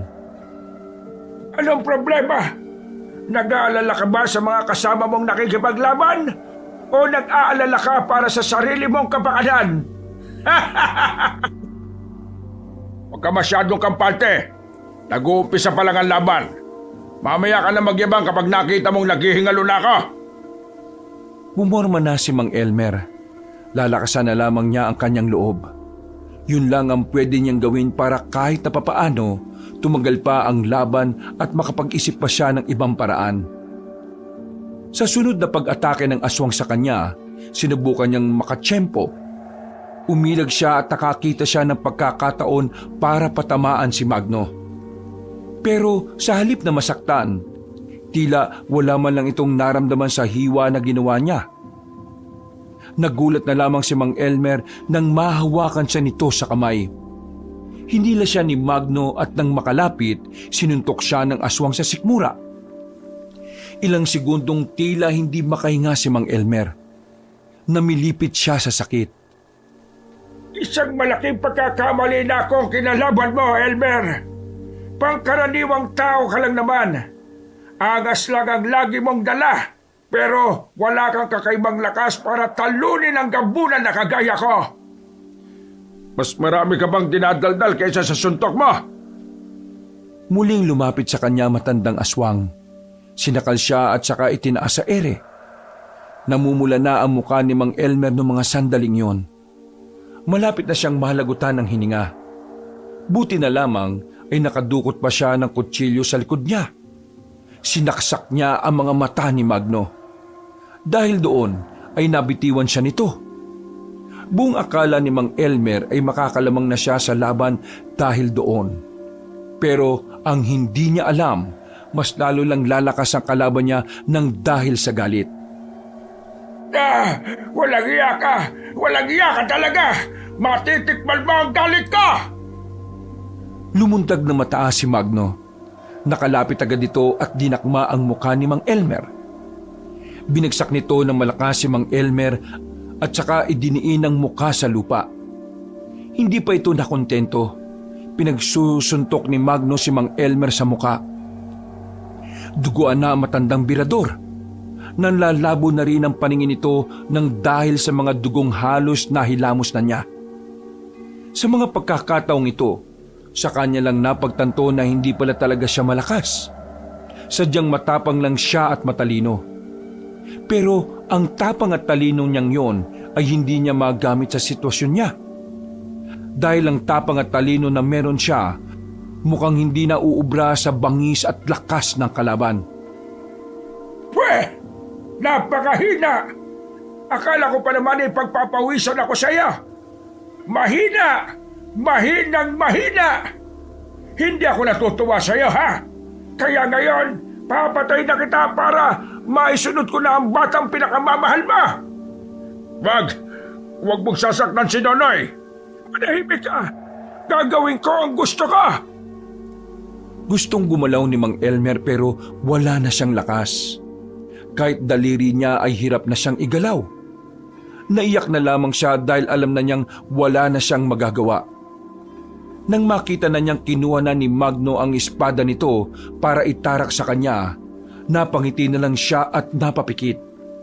Pero bigla na lang nagbago ang ihip ng hangin ng mga sandaling yon.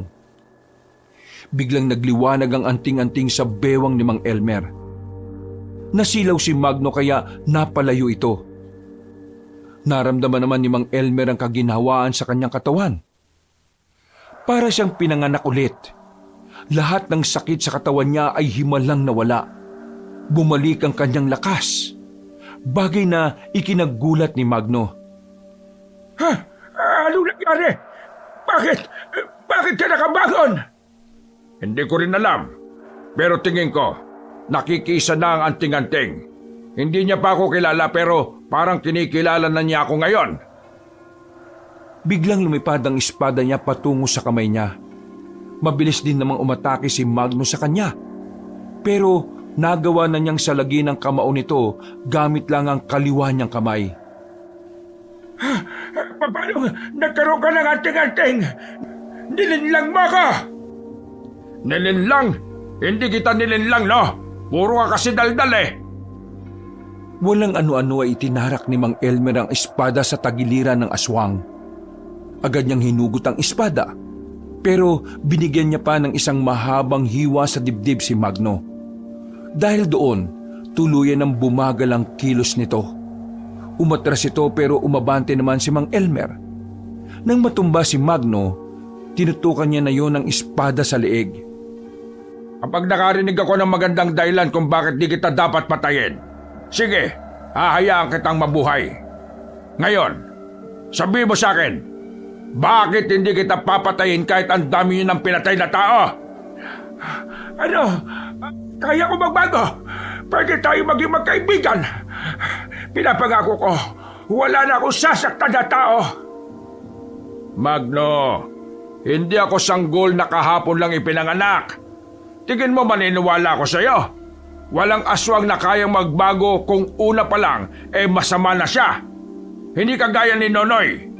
Siya, una pa lang ay kabutihan ang nananalitay sa ugat niya.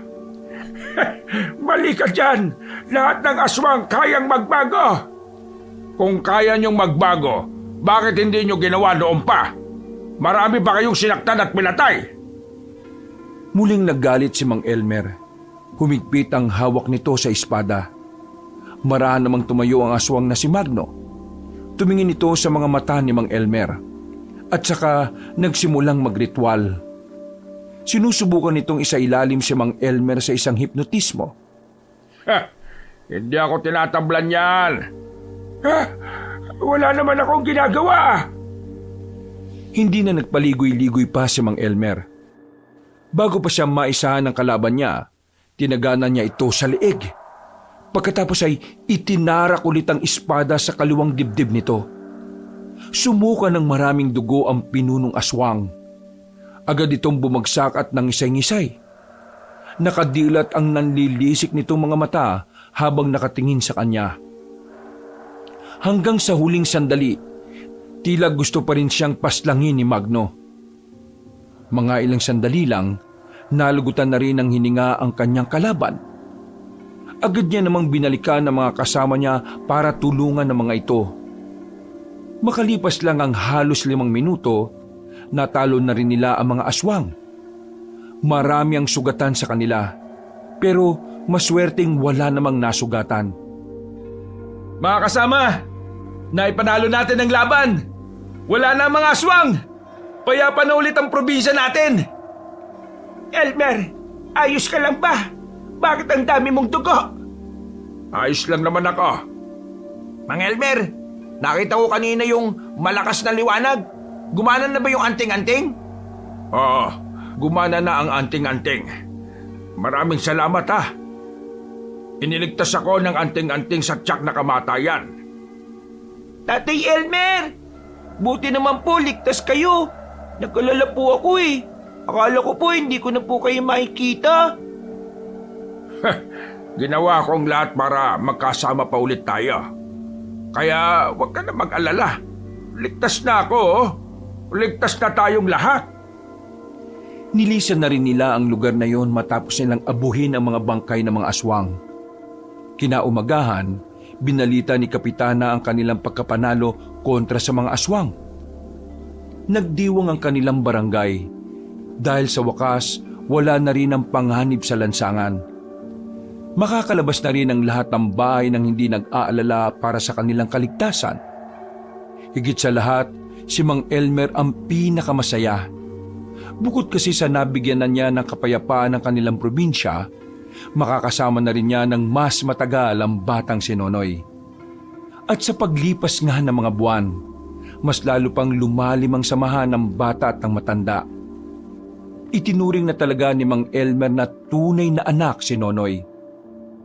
Ang pagiging aswang naman ng bata ay patuloy lang nilang itinatago sa mga tao.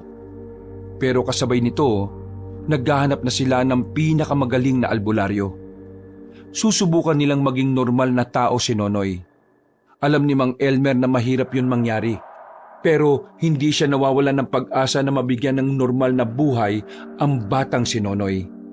Dahil para sa isang dating birador at maangas na matanda, wala nang mas sasaya pa ang kalooban niya kapag nakita niyang maligaya si Nonoy.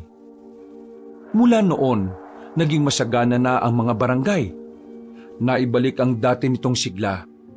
At sa mga paparating na taon, alam ni Mang Elmer na meron na siyang kakayahan para mas maprotektahan ng mga tao dahil ngayon, hindi na tapang at angas lamang ang daladala niya. Dahil kasama na rin niyang lalaban ang anting-anting na bago niyang sandata. Wakas. Kilalang birador ng aswang ang matandang si Elmer.